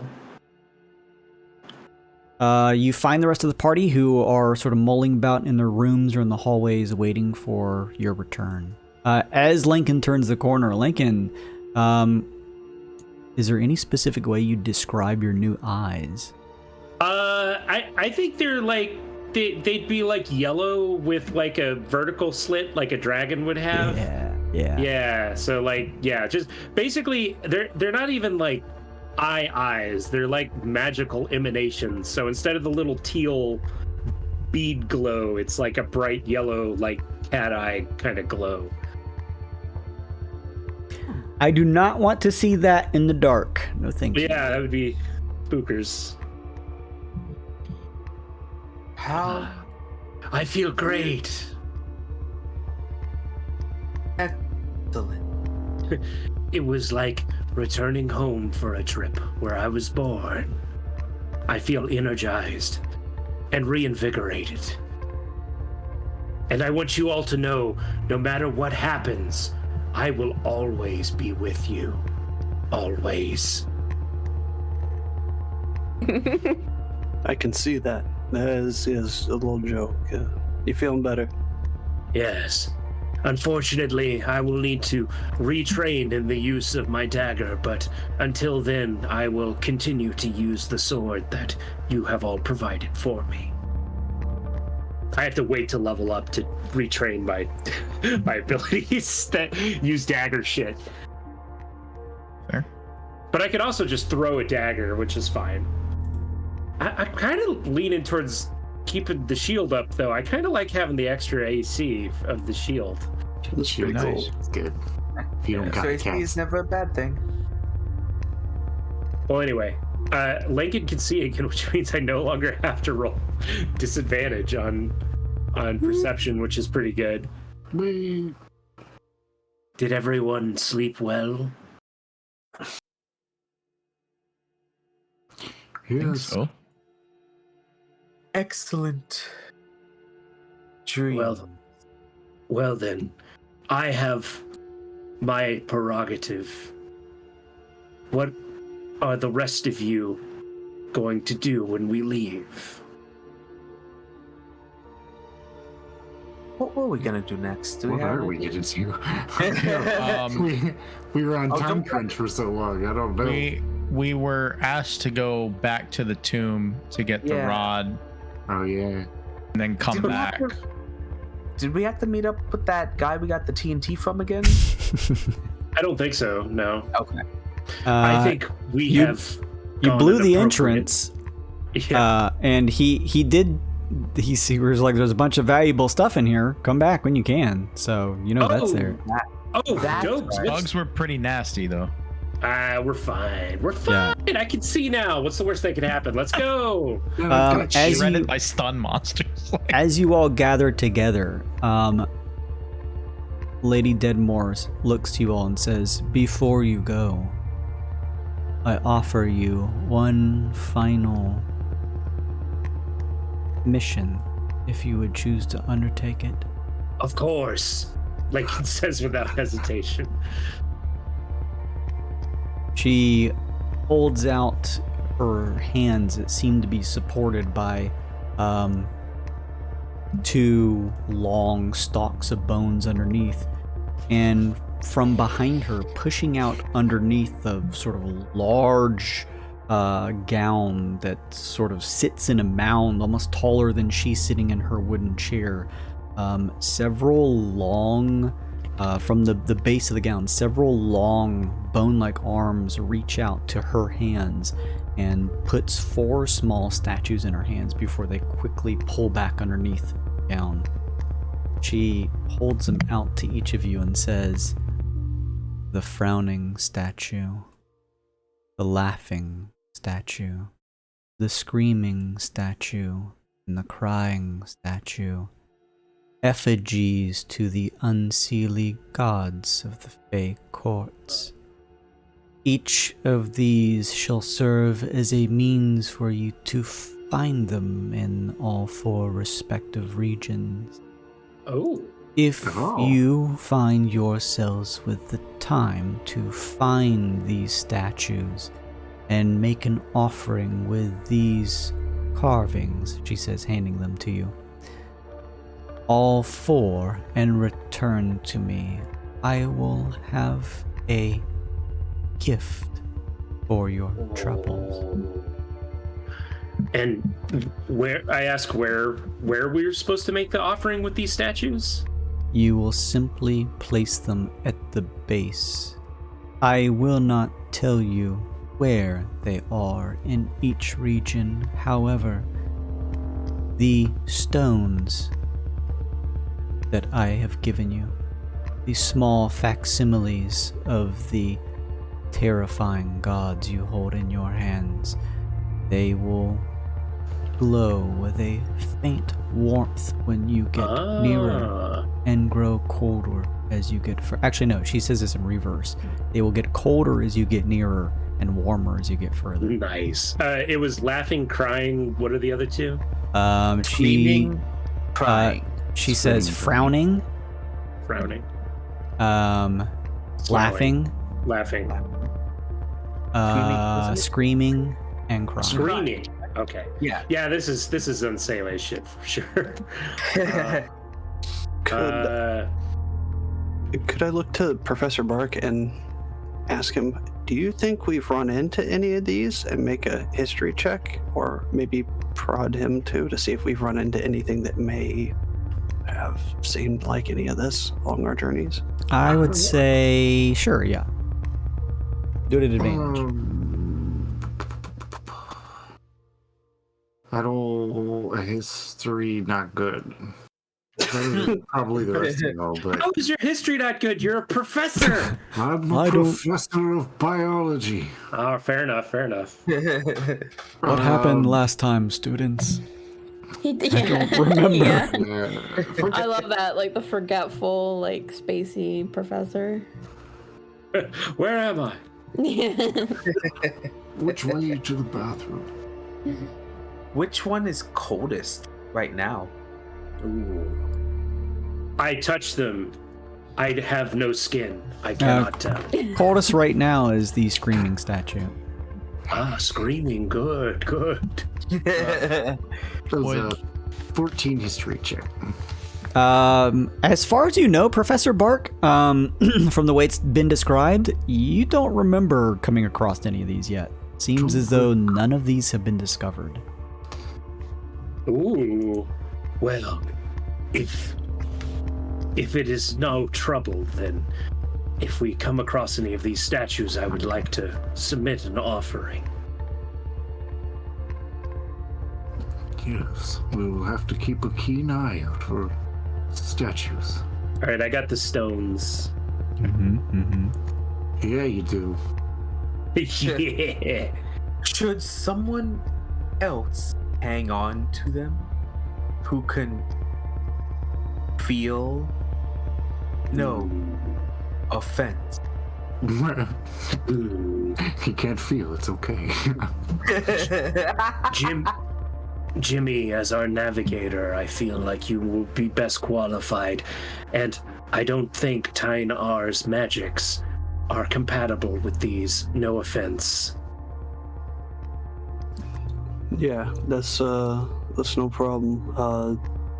I guess I'll put them in my bag or something. Sure. I mean, how big are they? They're like they're probably like a foot tall. They're not very big. You can hold them in your hands. You're like the fifth element stones. Exactly, yeah. Quite literally that size. Although they're carved in effigies of what look like humanoids with long bat-like wings, and their faces are contorted, distorted, and each with their own sort of forms. The laughing, the crying, but even the laughing one is like kind of twisted and eerie. They're a little unnerving to look at. Gotcha. Yeah, I got 4 pop vinyl figures. Yeah. Perfect. Thank you. All right, I'm gonna throw them in my bag and Place the Funko Pops at their stand. it is a Fallout. Have you That's got all the variants. Just make sure to feel them every now and then. You do it. Just feel my stone. Lady Deadmore looks to you all and says, "Good luck on your journeys. I wish for you all to live as long as your lifespans will take you." Thank you for your hospitality. You've been most gracious, ma'am. Oh, did we talk to them about the light energy and how it's hurting us? Can't remember. Feel like we did. I think we did. Okay. Didn't they offer? But I think you all did because you were bringing up you were asking about Karnak and what's his name? It's the character that I created. Grimmacord. Yeah, you were asking about Grimmacord because Grimmacord was the one who said, "Hey, go kill the bosses from each region, and if you do, I'll use their shadows to create shadow shields for you that'll block some of the damage you would take and potentially keep you alive." And it was Lady Deadmore who told you all that Grimmacord was once a part of this sort of like house family before breaking off on his own accord to try and tackle the situation in his own way by creating a shadow well. Okay. Yeah. You did speak a little bit about it. All right. It's not like you can't ask more questions if you want to. Otherwise, yeah. She sort of nods as Link and you kind of give your respects, and you to Uncle Jimmy. And if you are all ready, you can head out or do whatever you want. Oh, Ready yeah. to head out. We should go get our reward. It seems like we got a. Yeah. Oh, go ahead. Wait, what reward? From the Lich, I'm assuming? No, from the blow up mining guy. Oh, you mean go check out the mine? Yeah, because he told us to come back, right? For valuables. Yeah, he's like, there's a ton of great shit in here. Come back when you can. And everyone's like, Yeah. fuck you, we're out of here. We just had a run, yeah. Fuck you, our Let's, lives are more important than your gold. Let's go see if there's anything left. So And, here's- yeah. Before you do that, just a couple things, because it's been a little bit and you guys have been several sessions on this Grim Accord mission. So you have the Lady Deadmore mission to go find these statues. Let me see, what else do you have here? You have completed the Radiant Well here in this region, so if you wanted to, you are more than welcome to quite literally go to the final region now as well. Oh, that's right. I didn't even think about that. You were asked if you all wanted to head to the Scavengers' main site here in the Jaws of Oblivia, which was the Scavengers' Promontory. Is this section here? That's the circle. All right. And here's then, what yeah. Here's what I'm thinking. We go to Cantanker's Quarry. Yeah, that's Swing back to the promontory, and then warp back to deal with the Lich, because that seems like a convincing amount of time for us to be gone. Works I've for also me. updated the percentages for the things you've discovered in each region. Also, do you guys want to like just cut across to hopefully find some more stuff rather than warping back just because it's closer? Oh, yeah, okay with yeah. that. I was gonna say definitely we're gonna take an outside route, surely, right? I was gonna say, it seems like we've got, I mean, a lot of sweeping in each region. Like, even if we got to the last place, there still might be some stuff, but the fact that we can warp, I don't think it's a problem if we have Yeah. to come back to the starter area. We've got, I mean, a lot of things to sweep and get, buffed up before the end. You would also know this because you saw it written on the sort of quest board here in the Helper's Hand of this region, that it mentioned not to go south to Pebblestone anymore, and it said we do not go there. Yeah. We don't talk about Pebblestone. Yeah. So we need to go there then. Gotcha. I have a question. Classic. How do we travel west? Is there an opening in these mountains? East, rather. From what your map is making it look like, travel east seems incredibly difficult, except for the area up here, just to the east of the Radiant Well. That seems to be the only means of passing through to get to the final region. Alright, well then I had no notes to everybody's brilliant ideas.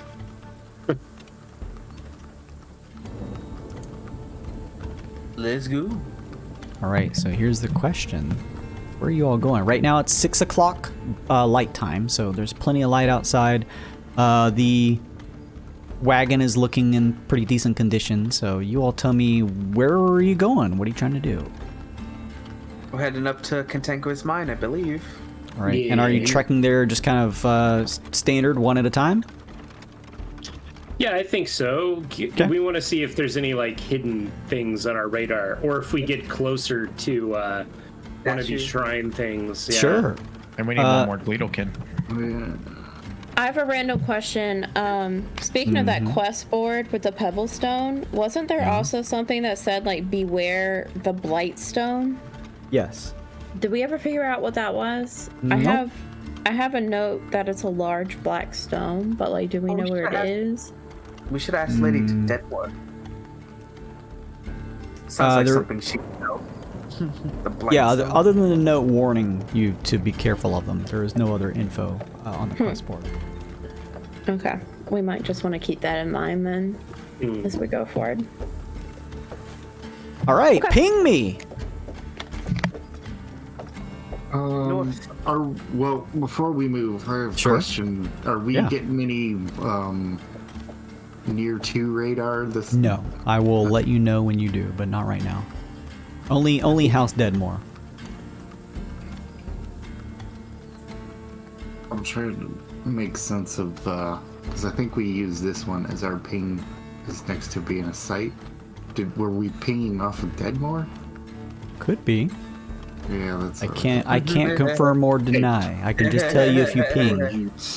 Let's just move here and see what happens. All right. Sorry, ping me one more time. I wasn't looking.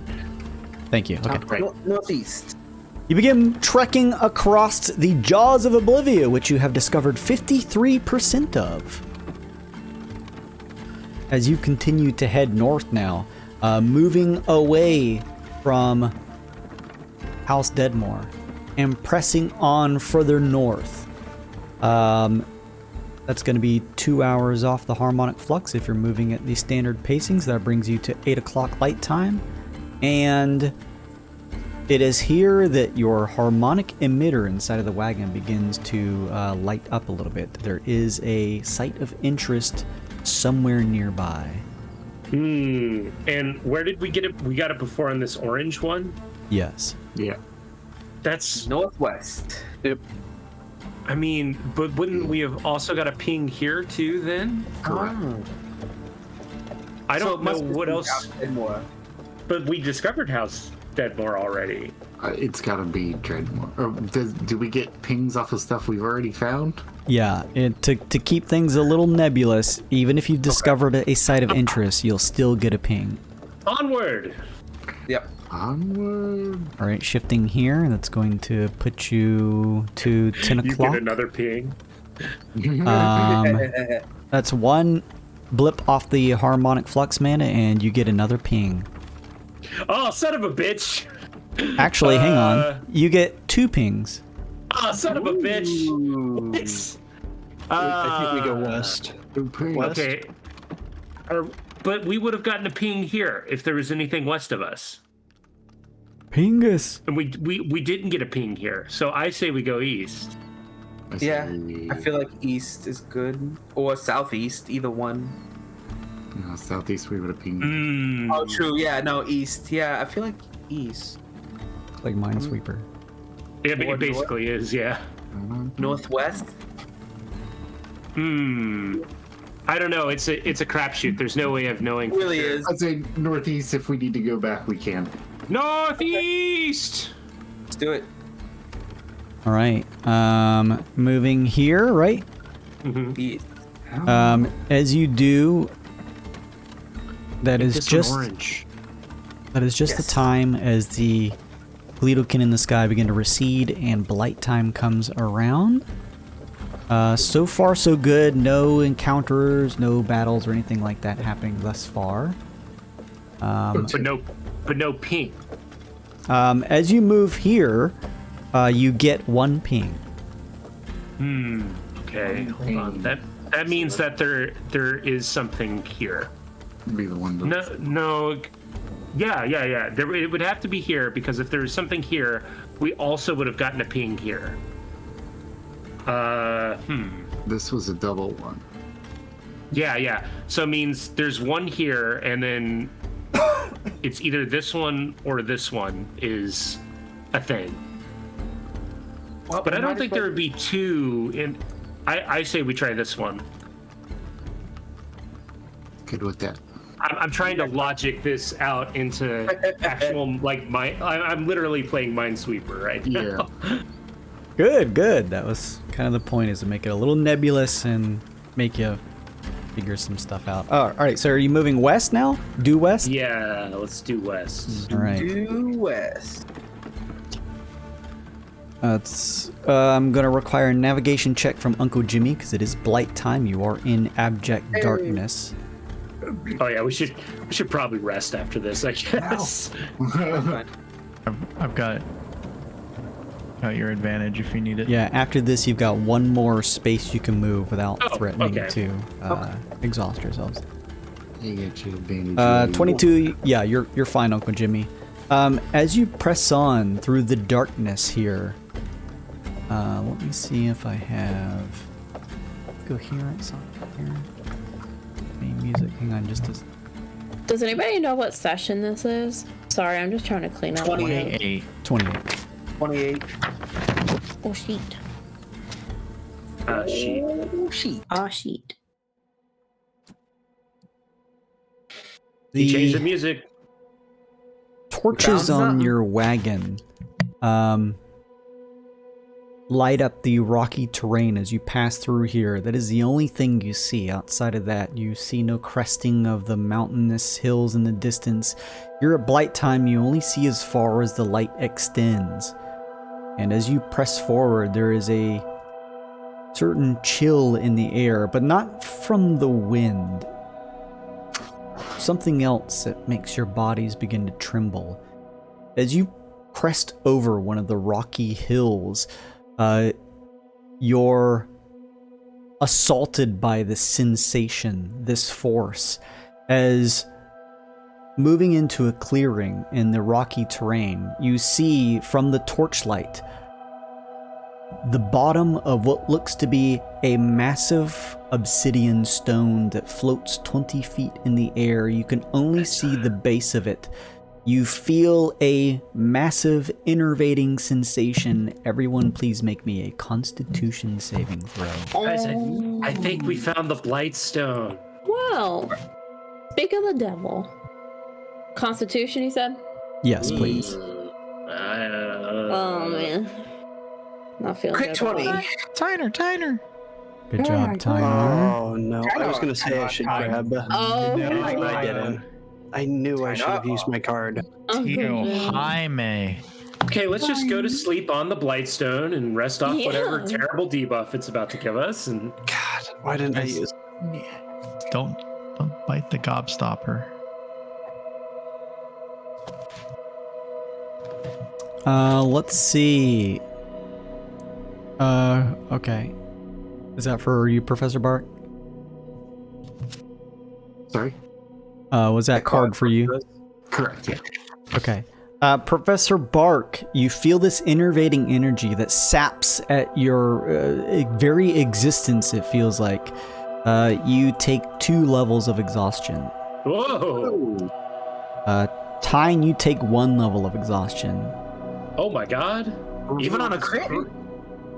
Yes. Oh. Opie, you take 3. Lincoln, you take 3. Uncle Jimmy, you take 4 levels of exhaustion as the energy pulses, drawing the very vitality from your bones. Well, that was let's get out of here, everybody. You have found a Blightstone. Well, what are we supposed to do with it? I don't remember this being mentioned. It just said stay away from it or beware the It Blightstone. just said beware. What did, For very good reasons. Whoops. just to be fair, what did Forte get with a 25? Forte, you take 1 level of exhaustion. Uncle Jimmy looks at the group, vomiting black ichor, and says, "We should teleport back." I think we'll be fine as long as we move away from it. But we should move away from it and rest. Yeah, we definitely need to rest. I'm a navigator.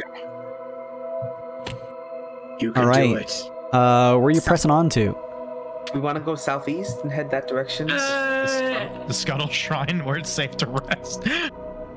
It's no more safer than out in the wilderness. We still have to use tents and stuff. And we know nothing's here. Like, I don't think. Jason Yeah. checked. So Do like, we want to? Yeah. Do you guys want to double back and bet on this actually being a thing? That's what I was thinking.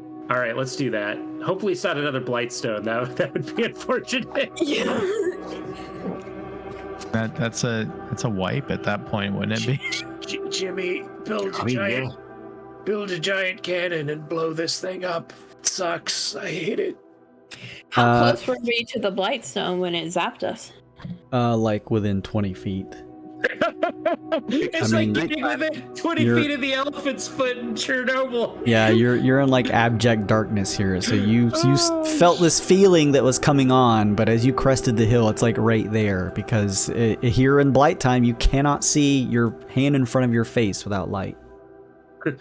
This sucks. Oh wait, we do have lights on our wagon, don't we? Yeah. Jason mentioned them. Yeah, but they barely get like. Yeah, it's like torches. far. Yeah. It's like super magical. Yeah, darkness you too. take damage in the darkness, so you have to be in the light. But yeah, it's like your standard torchlight on your wagon. So like you see it and you're like, wow, that's a huge stone. Oh man. It's already too late. All right, so where are you moving your wagon then from here? Southeast. Ping me. Southeast. Okay, so this space here. Pretty much. Here's the thing. What's southeast? Southeast, yeah. Oh, back here? Okay. Southeast. Yeah. I need another navigation check then. Because it is still darkness. And it's at But I get disadvantage. advantage from Yes, you are trained, that's Forte. correct. or yeah, that's right. So it'd just be a straight roll. Correct. It's 18. Oh man, good stuff. Okay, yeah, you move your final time before pressing on and pushing for levels of exhaustion as it hits 4 o'clock light time.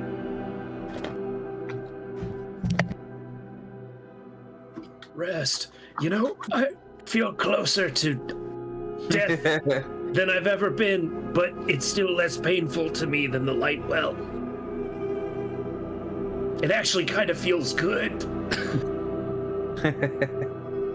So are we sleeping here then? Please. All right, so that was 5. That's 10 hours. You need to stay here for an additional 14. So you set up your tents. Everyone, please give me those Constitution saving throws. I have to use my card to get a full night's rest for advantage on this save, or I'm like 1 from death. So I'm going to use it. Gonna put you at 8 o'clock blight time. What's level 2? Do I have advantage or Actually, disadvantage it's on gonna the put you at 8 save? o'clock. Level 2. Speed is halved. 3, if you have 3, it's disadvantage on saving throws. Yeah. And 3. Oh, that I do have. Oh no, I have to roll again. Well, that's still not that bad. Oh, we're fine. We're fine. Yeah. Do I want to? Tempt fate, baby. 13 total. No, you know what? I'm using my card for advantage. Coward. Nah, yeah. Not taking another. I'm at half level. HP. 4. Thank God. Thank God. Live on the edge. Roll a new character. Reverse kind of instigator. Okay, so yes, with your tent set up and ingesting food and water from this feeling of your life essence being drawn to the Blightstone, each of you are able to remove 1 level of exhaustion. The whole night, Jimmy's going to have his holy symbol. He's just going to be clutching it, saying stuff to the Beast Lord all night. Vomiting. It's okay, everyone. I can throw daggers again. Yeah. Let's just move slowly. So when we wake up, it's light time, right? It is 8 o'clock light time on the watch, as you see now. Yes, you have a couple hours of light time. Okay. Is there any water nearby? Opie would like to go fishing to replenish some of our food. You can make a check if you'd like. To give me like a scavenging check. Like a Survival. survival check, yep. 17?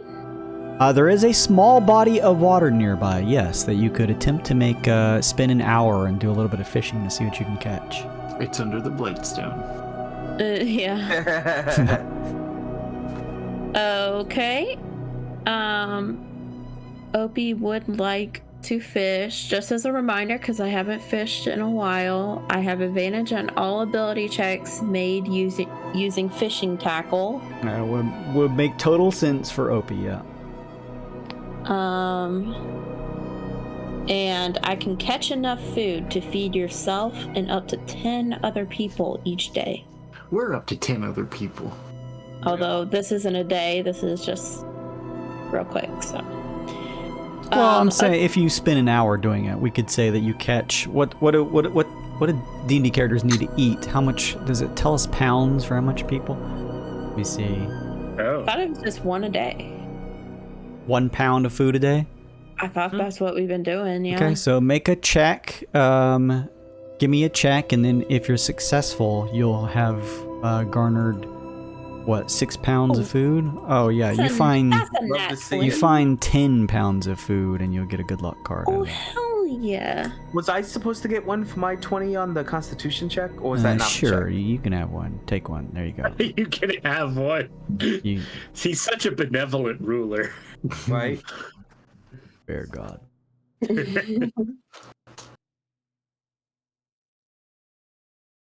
Here, hang on. What do I have give to? give one of those to Opie. Okay. I threw one at you. Wait, what? Tyne's gonna give I got you both. one of his cards. Okay. Do Right. you want one for movement or one for healing? Probably movement. Oh, and it is light time, so this music goes away, this music comes back. I'd bet good money that there's something in this spot. All right. Yes, you've replenished your 5 hexes of movement. Where would you like to move next, team? My arrogantly placed fuchsia question mark, please. All right. You press forward. 2 more hours pass. It is getting close to blight time again. That's another. There's been 3 ticks off the harmonic flux mana since resting. You still have a little bit of light time left, which means as you ascend up this winding road, pushing over the top of it, a wave of innervating energy hits you, but this time the stone is not nearly as close. It is about 2 to 3 miles out. But you still landed on a Blightstone space. Everyone give me a Constitution saving throw. Wait, there's multiple Blightstones? Wait, but hold on. But if we have to be within 20 feet of it, we would be looking out for Blightstones at this point. And it is light time. I know, that's what I'm saying. This one you saw a couple miles out. Oh, well, we're not exploring anymore in this zone. We're fucking donezo here. I say we warp back to the Helper's Hand and just do the shit we need to do. Yeah, it's... So we wouldn't have come into range of it All right, if we knew it was We a don't know what the Blightstone. range is. I'm using advantage on this. So what I'm saying is, mechanically you don't know until you land in space, but also because you're traveling in the rocky terrain here, you don't just get a easy view of where you're going. So you catch this one in the distance so that you're not 20 feet within it, but the effects still hit you, but probably to a lesser degree than the one you just bumped into in the middle of the night. I guess I'll use my my last +1 for a 14. I'm just going to use my advantage. I don't know if my +1's gonna help me here. Welcome to the 3rd region of the Forlorn Passage, where things get dangerous. That's a Come. Well, shit got Who said come? I think Slim was saying something and It got cut off. I heard come. like that Trump gif. You're gonna run into so many Blightstones, you're gonna come. All right. Let's go one at a time. Lincoln, what was your check? 14. All right, Lincoln, you take 1 level of exhaustion. We're going right back to the Helper's Hand, baby. We're done with this shithole. Forte. What's your total? 18. Forte, you take 1 level of exhaustion. Opie, 20. you take no exhaustion, Opie. Oh, hell yeah. Let's see here. Uncle Jimmy, That's a 18. you take 1 level of exhaustion. Professor Bark, Vomit. 14 when I use my +1. 1 level of exhaustion. Tyne, Oh, 6. you Big take 2 ol' levels of six. exhaustion. You feel the life, even at this distance with this stone. You now see, like in light time, you see this stone. Several of the Gleedokin are scattered far away from this thing, and it rises probably like a mile into the air. And you're go ahead. While we're here, does somebody want to like do some kind of check on it? I probably would, but You're 2 or 3 miles out from it, but yeah, even this far, you still feel the splashing wave of sapping energy that hits you even at this distance. What's Arcana check? It is. Skill checks are a disadvantage, though? Depending on your tier of exhaustion, yeah. Level 2. Yeah, you're good. Level 2 on ability checks. So level 1 is all ability checks disadvantage. That's a Oh, ability. first splash, yeah. Second is speed is halved. Yep. 3 is saves and attacks. Oh, 4 is half 6. HP. 15? 5 is Arcana. reduced to 0. What can you tell me about yonder Blightstone? It is a floating stone that seems to emit a energy that reminds you of the Shadow Well. It is the opposite of the radiant energy. It likely may be some type of holdover from the plane of negative energy or the plane of death itself. It is a floating, massive, mile-high stone that floats in the air and emits a death wave. Did you say mile high as in it's a mile high or in the air a mile up? It floats probably about like 60 feet from, or no, actually about 20 feet off the ground, because that's how you saw the other one, but it stretches up about a mile into the air. It is a massive floating stone. Jesus Christ. Yeah, there's no way we're nuking that thing. Well, okay, no, you're right. Let's retreat for now. If this place is called, with that check, you probably gather, Professor Bark, if this place is called the Jaws of Oblivia, these are certainly the teeth. I feel gnashed up, Vlad. Pulverized. Can we go home? can we go home now? I think, yes, let's helper's hand and rest. We can't take another Blightstone. Yeah, no. There's Okay. no place like the helper's hand. Well, actually, if we're going by the rules, you can only benefit from a long rest once within 24 hours. That's alright, we won't exhaust ourselves at the helper's hand guild. Yeah. We're gonna get in trouble there. Are you Fair thinking we enough. should explore some more? Yeah, but try not to hit pings, maybe, because it might just be another Blightstone. I mean, we're one bad It may save not away be. from losing somebody instantly. Yeah. Yeah, we should just go. Yeah, let's just go back to the helper's hand. We can't risk losing someone off of a elephant's foot floating off of the ground. Chernobyl up in this bitch, man. Mine that- Well, you see, we walked within 6 miles of a... Also have random encounters with those mining bots and everything. Like, there's a lot of things that can happen. It's less than 20 rotochins. Not great, not terrible. Where's The this device mine only that goes we were up to gonna? 20 rotochins. This mine we were gonna go back to? Cantankerous, yeah. Okay. We've Yeah. been there already, so we know how to get there safely. Yeah. All right, warp. All right. Breathing heavily. Some of you feeling incredibly fatigued. You place your hands on the device and feel yourselves beginning to shift now. Warping away from this area covered in a death wave and finding yourselves returning back to the Helper's Hand Guild. Second, let me do... For Lincoln, it's less like radiation and more like he's strung out on heroin. Like it's like too much of a good thing. Now he's gonna have his crash here, and he's gonna start Yeah. yelling at people. Hey! Fuck you, man! This is why we can't help Grim Accord. Why? He's not a Blightstone. It's the same energy. Just the bad vibes, you know? All right. You This travel was not back. past the vibe check.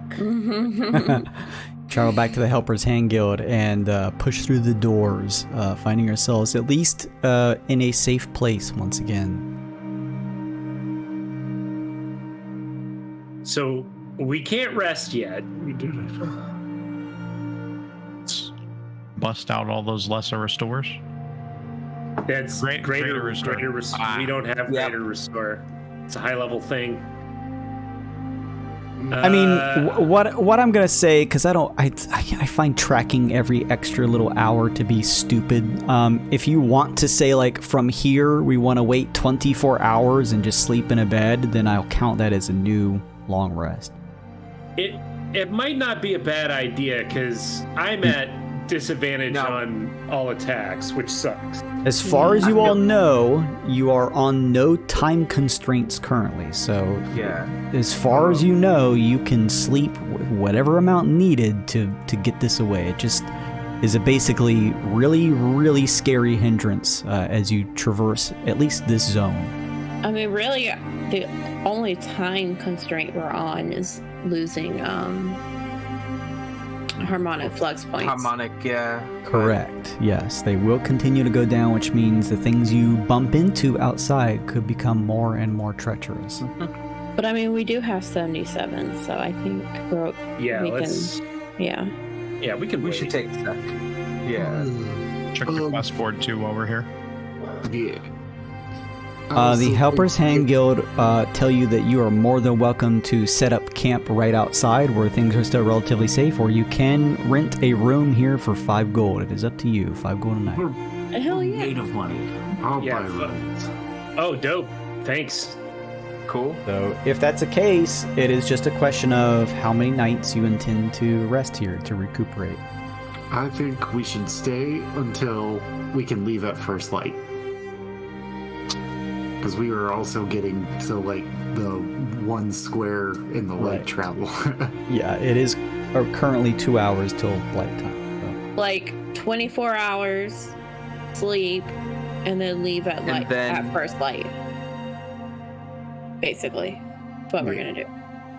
Okay. I think so. All right.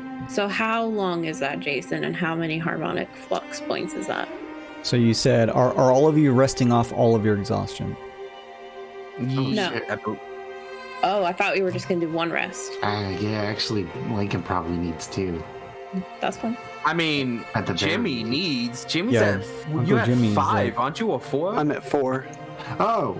Oh, Jason. Yeah. Yeah, he took a At shitload at least the two beginning. Yeah. Discussion going on At least before, 2 but rests, then, yeah. He's at half HP. That's crazy. I think we stay at least 3 nights. Yeah. That'll get everybody, at least besides Jimmy, free of exhaustion. And then Kill me. But Jimmy's our driver. For the checks, I only do the navigation checks like once or twice, and I've got a stupid high bonus to it. So it would only be if we did 2 or 3 nights, I'd be okay. We'd have to wait like a full 4 nights minimum to get rid of the disadvantage on survival. And at that point, we're probably getting pretty low on the harmonic flux, which is bad. How much off would that be, Jason, if we did? If you're 4? trying to heal 3 levels of exhaustion, that's going to be 3 nights, and then to put you so that you are leaving at first light, that's an additional day. So as a total, that's 3, 6, 9, 12 points off the harmonic flux. Oh, that's not bad. But if you're paying for rooms at the Helper's Hand Guild, there are no con checks needed. The beds are fluffy. They are incredibly comfortable. It is just automatic as long as you're feeding and drinking, which I'm sure all of you are. Automatic removal of the exhaustion. It just comes down to how many days you stay. Can we do 3? Fine with me. Yeah, everyone would heal 3 points of exhaustion. You're going to pay 15 gold apiece to stay those 5 nights. And then to put you at first light, that's going to be an additional day. We're all paying the gold, right? You mean like an additional 12 hours? Correct. Yeah, additional 12 hours, I should say. Okay.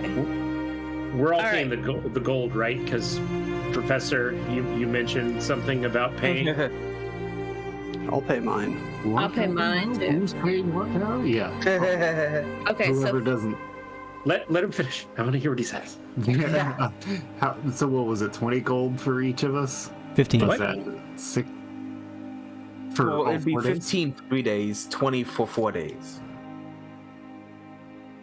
Depends on how long Yeah, we're staying. whatever the total is. 15 got 6 15 plays. apiece, because you're just burning a couple of extra hours to put you at light time for the last one. You're not resting the 4th day. So 15 apiece. 15, 30 is 90 gold. Got it. Yep. Thank you. I'll take donations because that's a lot of gold. Yeah, I'll pay my 15. I'll pay 15. I'll pay my 15 own, too. Yeah, I'm good. Oh, piss. Okay. We all have a lot of money. So I'm paying for Lincoln.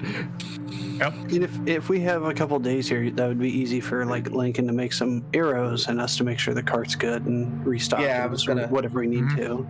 Do some mending on the cart. Mm-hmm. We'll say Mend you the mend the stocks or cart whatever. back into healthy shape.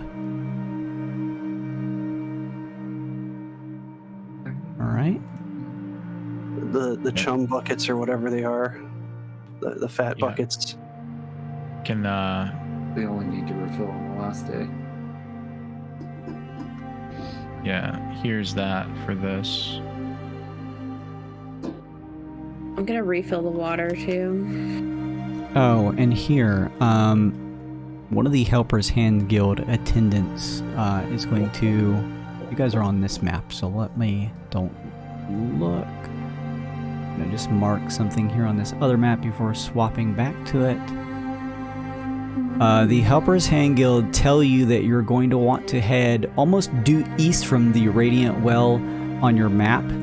That is going to pass through a narrow passage that's going the only entrance into the final region, and they sort of draw a little marker on your map to show you that the Helpers Hand Guild in the next region is not far off if you wanted to press and get there. And they would tell you that there is a final blessing that one of the members would give you for reaching that point. Yeah, I was So thinking maybe you'll we hit that last point. Yeah, you'll see it here. It's not actually too far into the next region. Okay, so So I'll let you do whatever you want. I'm just putting the options on the table for you all. Prospector Corey blessing? Huh? Then we do the lich thing? Sure. I will be easily swayed with we want to, but why are we going to the quarry? Not Because the quarry. he- Sorry, the what's his face? The mining dwarf. Because he promised, he promised us rewards if we found ore, which we haven't found any yet, so I guess we don't really need to go there. Thank you, Corey, then. Like I say, if we just want to go, that's fine. He said he had some business for you that he wanted to talk about, business Oh. opportunities. I mean, I'll leave it up to you guys. We could hear him out or not. I can take it or leave it. Go ahead, man. Harmonic flux. I think your math is off because it's -1 every 4 hours. So that's 6 a day. It's a day. So And we're we down to rested- 18. Yeah, So we then down a little bit rested. more, yeah. So 18. Yeah. What's 77 minus 18? 59. Sure, yeah. Let's take That's off. rough. One more point. Sorry, guys. Food. Is there any way we can like buy food while we're resting here? Because we just like don't have enough food, I think, for us all to eat every day. Forte creates food. Yeah, he I- could just make us slop every day. With Okay. the 3rd level spell slot, I can make enough food to last 24 hours for 15 people. The water doesn't ever go bad, so Okay. Well, then just I'm not gonna wrap it. mark off any food then. from Yeah, I would this. say whatever's on the wagon is like reserves, because I would assume Forte is just spending time to make it every day for you all. Okay. Thank God. I'll make note if I don't have a 3rd level spell slot to do it, but I haven't. Yeah, I was gonna say, just haven't keep burned track any of of your them up. spell slots. Then going forward, I'm not gonna mark off any food or water from resting.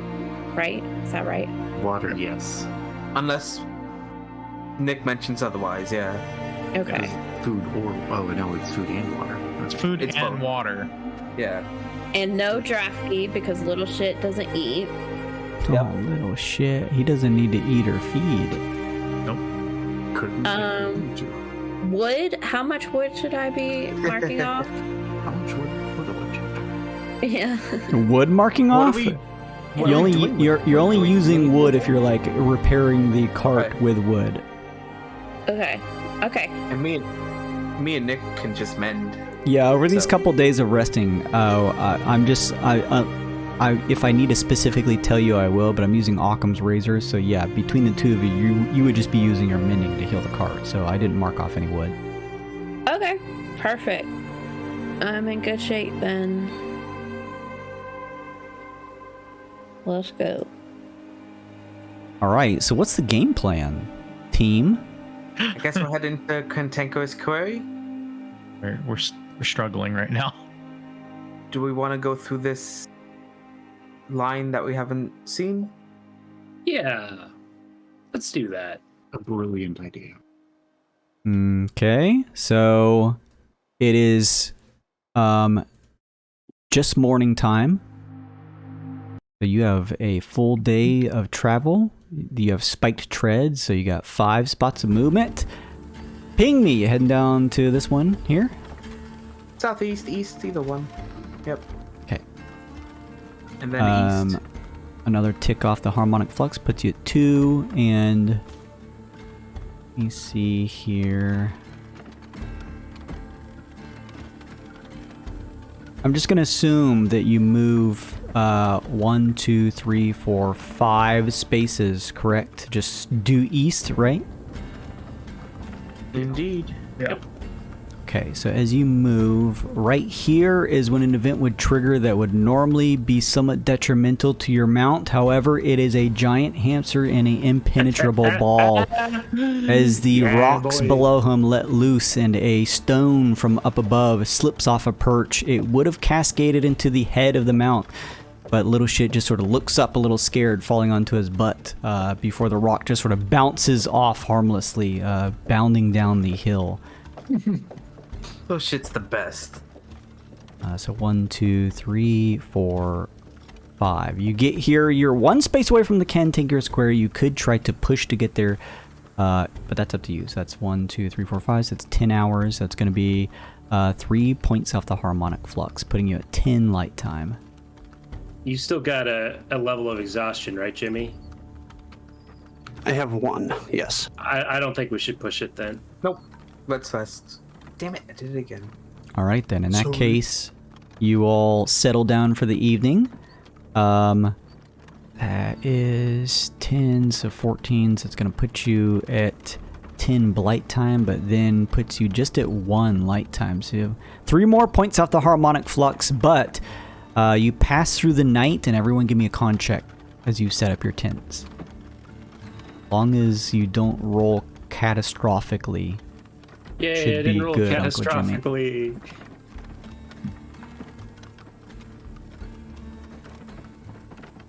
Kenny, I appreciate all those tips in the chat. I'm not necessarily able to read all of that, but cool stuff either way. Thank you for slapping that in there. A lot of good information. Oh, son of a bitch. Oh no, Tyne wakes up having slept on a unstable area of the ground, and you are sort of reeling in aching pain. You have a level of exhaustion. You shouldn't sleep on rocks. It's bad for you. It was a pillow-shaped rock. And then Uncle Jimmy, you wake up feeling well rested. Your last level of exhaustion is gone. He just transferred it. yeah. Right. You move the uncomfortable rock underneath your back, Uncle Jimmy, and shove it under Tyne's. Okay, it is 1 light time. You can move to the Cantankerous Quarry. Shoo. That's gonna make 1 more point off the harmonic flux be marked off as you move to 3. And hang on just a second.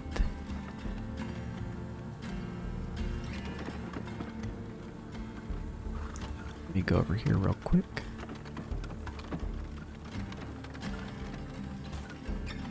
and shift this around. Hang on just a second.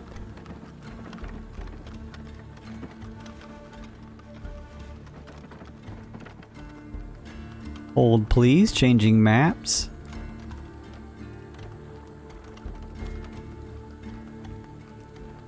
It's one of these 7,000. Here we go.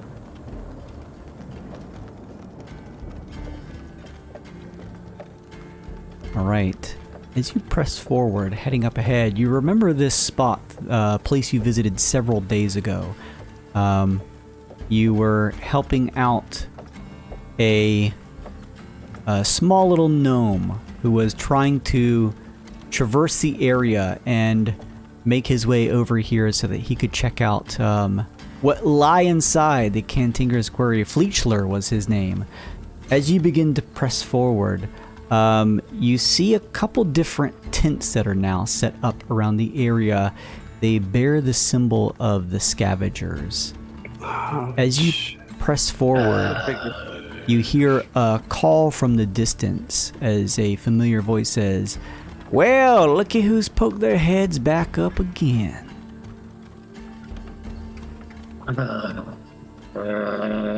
Why didn't we kill this guy when we first met him? I've tried. I had the knife ready to go. Oh, hey, Balls. Nice to see you again. He is chewing on a cigar as he turns and says, Gross. "Nice meeting you well-wishers again. I heard from a little birdie that it was you to think that we were able to find such an opportunity with this place blasted open. Gotta say, the things we found inside were incredible." Ah, yes. And of course, we are here for fair compensation for our labor. A foreman such as yourself would understand such things, yes? And I do indeed, my friend. I've actually prepared a cut for you all for not only blowing the place open, but also, from what I hear, taking care of some trouble that skirted its way out once the rubble cleared. Oh, yeah. We got blasted with gemstones. I almost turned into a gemstone. It was crazy. That would have likely made you more valuable, but I suppose I'm glad you're in one piece. Well, thank you, Mr. Volfish. Very fair of you. He rolls the cigar in his mouth and takes a second and says, "I got some things I set aside for you, but I suppose I should ask. I know you all well-wishers are here to take care of the task of the wells, but if we're talking about natural resources, is there anything in particular that you're trying to hunt down? Something that may have a particular interest to you as an individual party?" I do. I look to the rest of the group. We are seeking out statues, offering sites of Fey origin, similar to myself. They should feature some sort of grimacing figure, a strange, pained expression of some sort with bat-like wings. Right, well, I assume it's the same, the statues are the same shape as the stones. You probably make that assumption, yeah. Yeah. Okay, that's kind of what I got from what she was saying. Have you seen any of these sites? Oh, information is what you're hunting for. I suppose I could deliver a little bit of that as well. It's lighter to carry than oars. Yeah, are you guys in particular looking for any sort of like currency or anything? I don't want to like Shanghai this. No, I think that's a pretty good exchange. Okay. I'm into that. It makes sense. They're miners. They know where all this kind of shit is. Didn't I say all that? I haven't come across these things exactly myself, but I've got my boys out spreading their feelers around. Word through the grapevine is the following, and you may want to grab yourself a quill. Oh, okay. In Yorville, you're going to head somewhere in the southwest area. One of them statues. Southwest. Grey Doldrums is going to take you to the south east area. Here in the Jaws, you're going to want to try and head, from what I heard, not too far off from our promontory. Somewhere a bit to the east, a little south of us here, I believe. Ooh, So dang not it. exactly sure where. Well, we gotta do that, I guess. East. So that one was east by southeast. He thinks a second, then just tells you from where you're at, probably somewhere south, not too far. Okay. He then finally says, as for the one in the next region, I don't rightly know. My boys don't exactly go in that area. At least not many of us. I see. Is it dangerous in the next area? Oh, yes. Yes, indeed. Do you know what sorts of things we might find? Well, I suppose the best way to explain it would be to say all manner of unspeakable horror. Oh, good. That's Our favorite type of frustratingly horror. vague. The previous areas we've met each other in. All environs, I should say, that are natural to some degree as far as one could here in the passage. The last region, well, it's unlike anything I've ever seen. If and y'all are going that way, which I assume at some point it will be taking you there to complete your well-wishing excursions, best be on your guards. It is not a place for the faint of heart or the weak of willed. Well, Do you know the terrain? Is it rocky, like here? Swampy, like there? is it a biome perhaps we haven't encountered yet?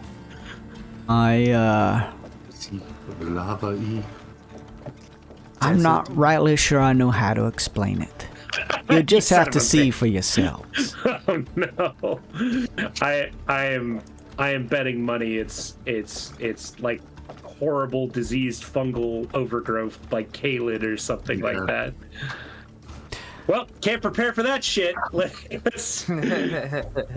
Now, lucky you all, I was able to grab myself plenty of the Dantium that me and my team was initially looking to grab. Oh yeah, we never found any of that. We, Never mind let's across say, any. had some disagreements with the gnome that was trying to stake this area, but I think we were able to amicably work things out with him. Inside check. Did he Sure. kill that fucking gnome? Oh. You can have advantage. I mean, Lincoln was literally about to ask, "Did you kill him?" I'll take advantage. You get the sense. Okay. Oh, there we go. Forte, no, damn. that was your 24. You take your. Forte, yeah, he is perhaps obscuring the true intent of what happened. Don't really trust those kind of dwarves.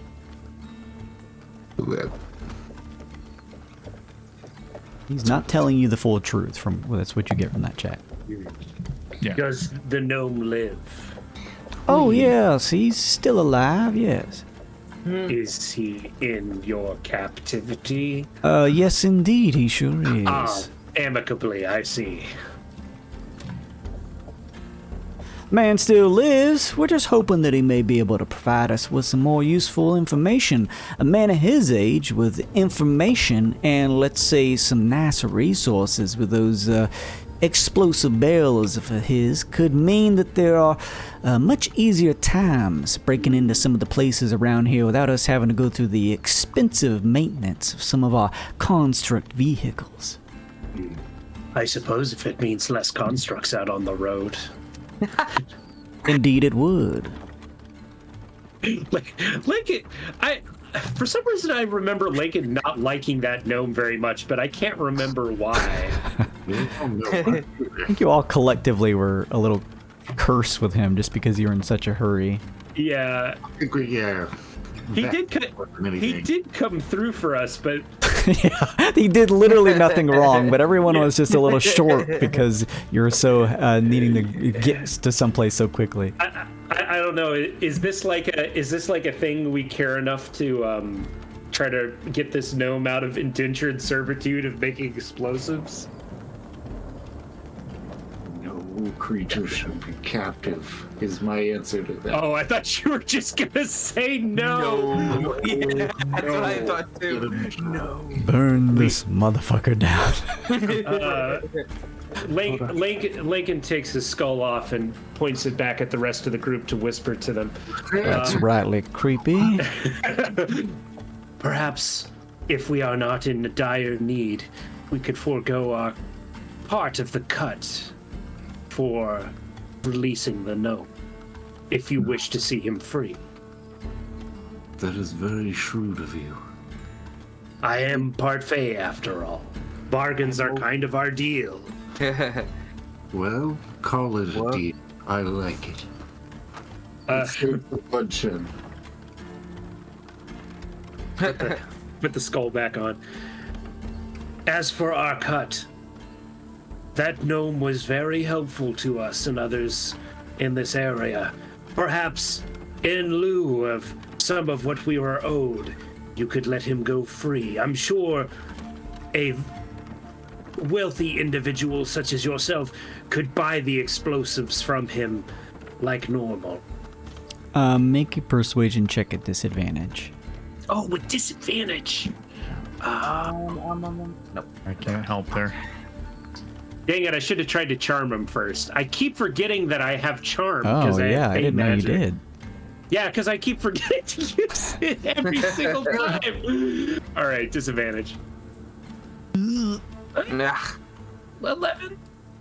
He smiles with gold teeth and says, I think the opportunity is one that I would not like to let slip through my fingers.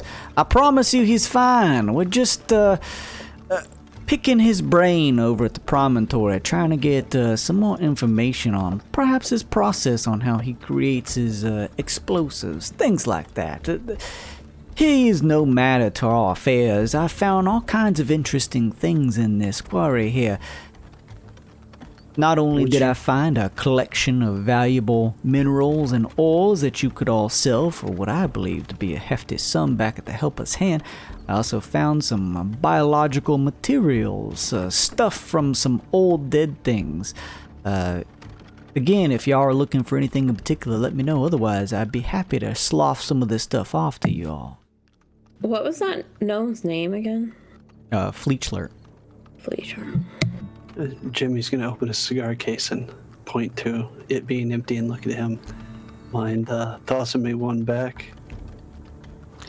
For opening a place such as this, I would be happy to oblige, he says. That's not part of our cut. That's out of your own kindness. Of course, he says as he reaches in his vest and pulls out his own kind of wooden box that he opens up and pulls out a cigar and hands it to you. I'm gonna take it and sniff it and just kind of nod to him and say thanks. Of course, my friend. So once you've learned what you've needed to learn from the Fleechler, you will release him unharmed, yes? As long as he is willing to impart his knowledge, then yes, I will make sure my men, let's say, allow him to walk a free man. Unharmed. Alive and mostly unharmed. Well, that's good enough for me. I'll take a look at those bones you found. We've all got scars. Lincoln will do whatever. Lincoln will do whatever you guys want at this point, but that's good enough for him. He starts looking at like the shit they took up. Largely unharmed works, I guess. He puts two fingers in his mouth, and you hear a high-pitched whistle, and you see two. Oh, go ahead. What are you gonna say? Okay. You see two armored Durgar. Their eyes sort of a milky white. Their mouths open. They're missing teeth. They begin to drag these mine carts behind them, pulling up, or not mine carts, but wooden wagons behind them. As they pull them up, you see, as they're sort of drawn here, Vol steps over and takes a hand and sort of brushes the hay off. Inside, you see several looking shiny, different pieces of what look like rock and minerals and ores. They come in a variety of colors, some deep red hues, some yellow, some shimmering sort of deep green. And he comes over to another cart and shifts hand off, and there are several what look like large broken bones from something big, but you're unsure what without any checks or anything. I want to make a check on them big bones. Sure. But if somebody's better at nature than me, I would aid them. I was gonna say I could aid as well if we did. Or...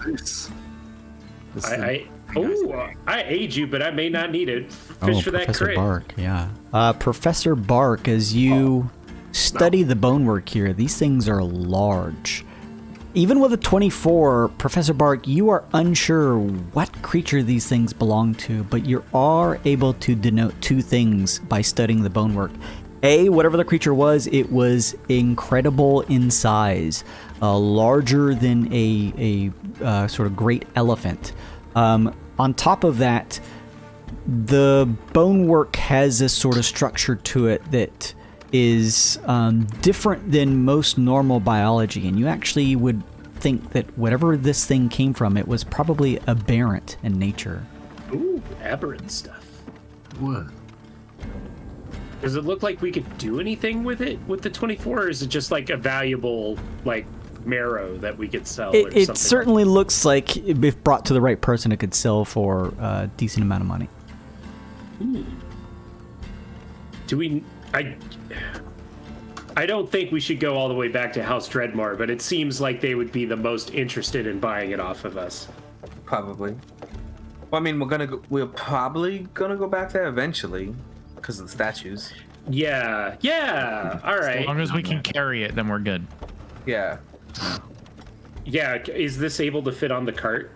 Unless you guys would rather get some ore. I know we got Forte. He can smelt stuff. Can smelt stuff. Well, what do we use it for? Because everybody's pretty much got weapons if they need them. I suppose my returning dagger could use a +1. My moth dagger thing. But that's not a huge deal. Yeah, if anybody needs a shield, I mean, you could get a pretty cool, dope shield if you're going sword and shield at the moment. That might help you. We could... Oh, sorry, go ahead. We have 60 pounds on the cart. Unless we want to... Out of what? I mean, we have 60 pounds left. Oh. Yeah. How much are the bones? The bones weigh 50 pounds. I mean... Plus, we can throw away some stuff. I mean, like, we could throw away some draft feed because little shit doesn't have to eat. Oh, that's true. So we have 84 pounds of draft feed. So I mean, Whoa! That's a lot of draft feed. What is it, 1 pound a day? yeah, it's 1 pound a day. Okay, Yeah. well, we've not been at this for more than, 100 days? So let's cut that in half, and 50 is too much. So let's Barter cut some half of it. again. Can we So trade let's- him some of the draft feed? Yeah, we can give Paul Together, some. 20 pounds of draft feed. 20 True. pounds. I Okay. mean, little shit doesn't eat, so we don't use any of it, actually. Yeah, so that's I mean, 60. we really don't. It doesn't So sound we're- like it. We're throwing out 64 pounds, so we can give that to Boss or whatever. Yeah, see if I he needs would it. be happy to take it to feed to to the draft animals here that work for us. This guy rules. You can't feed this to humans. We'll Horses? kill them. What That's a is... fair trade. I was also wondering if I could pique your curiosity. I understand that our values may not exactly always align, but opportunity speaks no matter who is where, doing what. I have a job offer if y'all would be interested in such a thing. perhaps. Can't hurt to listen. If y'all are looking for, let's say, a veritable sum of coin in which to use to purchase supplies for the last bits of what I'm sure is to be a treacherous and dangerous trek in the final region, I need some checklists from some of the nearby scavenging sites here within this region, and between the black stones and the time it would take to get there, I'm a little strapped for men to go deliver these things, or grab them from the sites. If I was to mark on your map several sites for you to visit to grab checklists and return to me with from several of my, let's say, scavenger sites across this region, and y'all were able to return with all of them, I would be willing to impart with some gold. All sounds like a lot. How many is all? I say in Professor Berg's voice. Only 3. Oh, that's not bad. They are somewhat stretched across this area. We have a... Oh, go ahead. No, I was just table talking. If we're going back anyway to look for statues. Yeah, we've reason to travel. Yeah. Let's just tell him that we may not be able to take it on right away, but it is something we could probably take on. Yes, and if you see the credits roll and we haven't finished it, don't hold it against us. Well then, if y'all wouldn't mind, I would love to mark it on your maps, he says, holding out a quilt. Please do. Someone get the draw tool ready as he begins to mark on your maps. What color? What color do you guys want to make it? Oh my god. Where are we looking first? Which section? Jaws of Oblivia. Okay. As soon as we came to this, I started pressing buttons that I use in drafting, and nothing was happening, and I was very confused. And I'll shift click here. Magenta again. Fuchsia. First area is going to be in the northern part of this area, right here, he says, marking. I didn't see a ping. I didn't see it either. Oh, here, hang on. I'm on the wrong layer. I forget that happens. Right here. Ooh. Yeah, I mean, we already did get a ping up in that area, so that makes sense. Second portion is just a bit due west of the actual promontory itself, he says, marking what is the actual scavenger site B you've already discovered. Oh, we were just there. Oh, what? Did we already do it? No, Like, we were. That was the. We didn't know we to grab stalked anything. around instead of killing everybody. Oh, so we could have killed everyone there. And the think we final probably might area have. is a bit south of where we are now, he says, marking this area here. Sorry, one more time? All right, there we go. Cool. If y'all don't mind traveling to each of those, you can simply tell them that I sent word that you are to be my personal envoys to collect my checklist to ensure that I've gathered enough Dantium for my important employers. It is necessary that I gather it up so they can begin extracting it from this region. I see. Well, if we are able to, we will. We may have some pre-existing arrangements that we must attend to first. But I have a feeling that we will be back here at some point.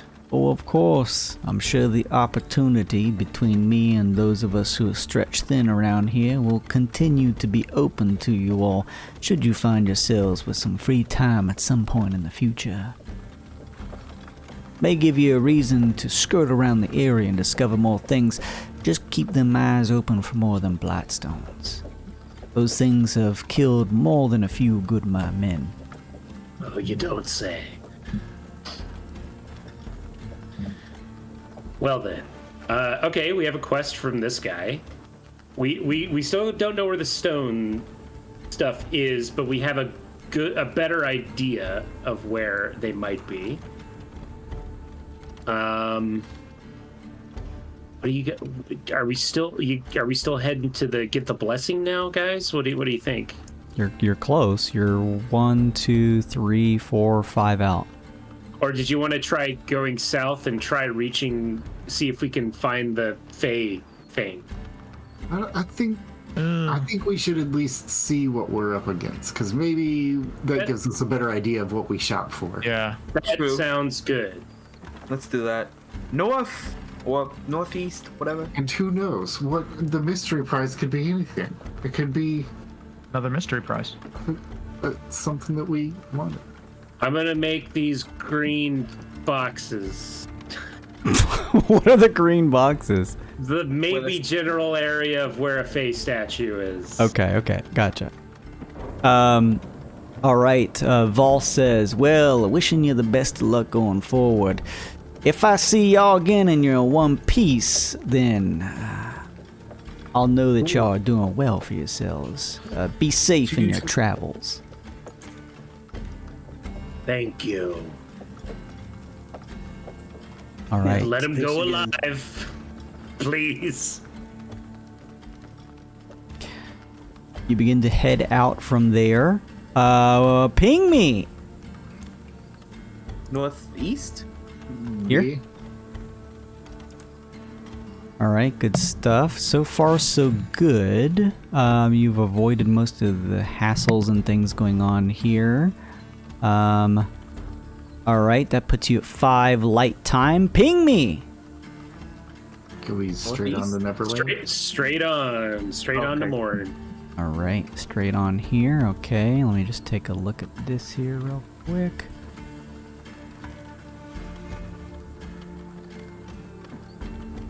Okay, hang on just a second. It gets super surreal. The area up ahead is pretty rocky, so you feel like you'd actually need to move here and then one more east to reach the next region. We do that. Okay. Okay, so you move here.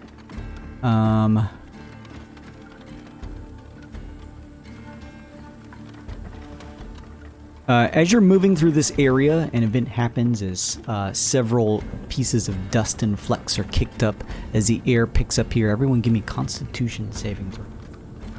Why Constitution again? I don't need to breathe. Is that cool, or I still gotta make it? You're fine. Okay. That's coming way more useful than my disease and poison immunity, weirdly. Almost done. Well, on that note, I rolled a nat 20, but also if it's like an air thing, OP does have a breathing bubble that he would probably put on. Okay, sure. So 20 you're fine. Yeah, I rolled a nat 20, so. Tyne. It is a heavy breath of dust that you inhale and take a point of exhaustion as you spend the next couple of hours sort of heaving and coughing. The smoke is bad for you. It has weakened your lungs and rotted them over time. You should cut down, bro. All right, moving one more space. I'm good. I swear. You're going to be on a ventilator in months if you don't cut it out. Okay, we're gonna move here. You can mark off the area behind you. That puts you at 9 light time. This feels like the Looney Tunes when you just walk off a cliff but don't look down. Yeah, right. That's fine. Everything's fine. What are you guys worried about? There's ground underneath us, I promise. You're muted, Nick, if you're saying something. Oh, okay. As you come to this area, there is a guardhouse set in between the tall stonework. Shifting up to the top of the guardhouse as you approach, looks like some Duragar that peer down. As you head up, one of them yells, "Well wishes! Vols approved! Open the gates to the plains!" I don't like that. I don't like that they're guarding this place. That's how bad it is. Did they call it something more than just the plains? That's all they called it. Okay.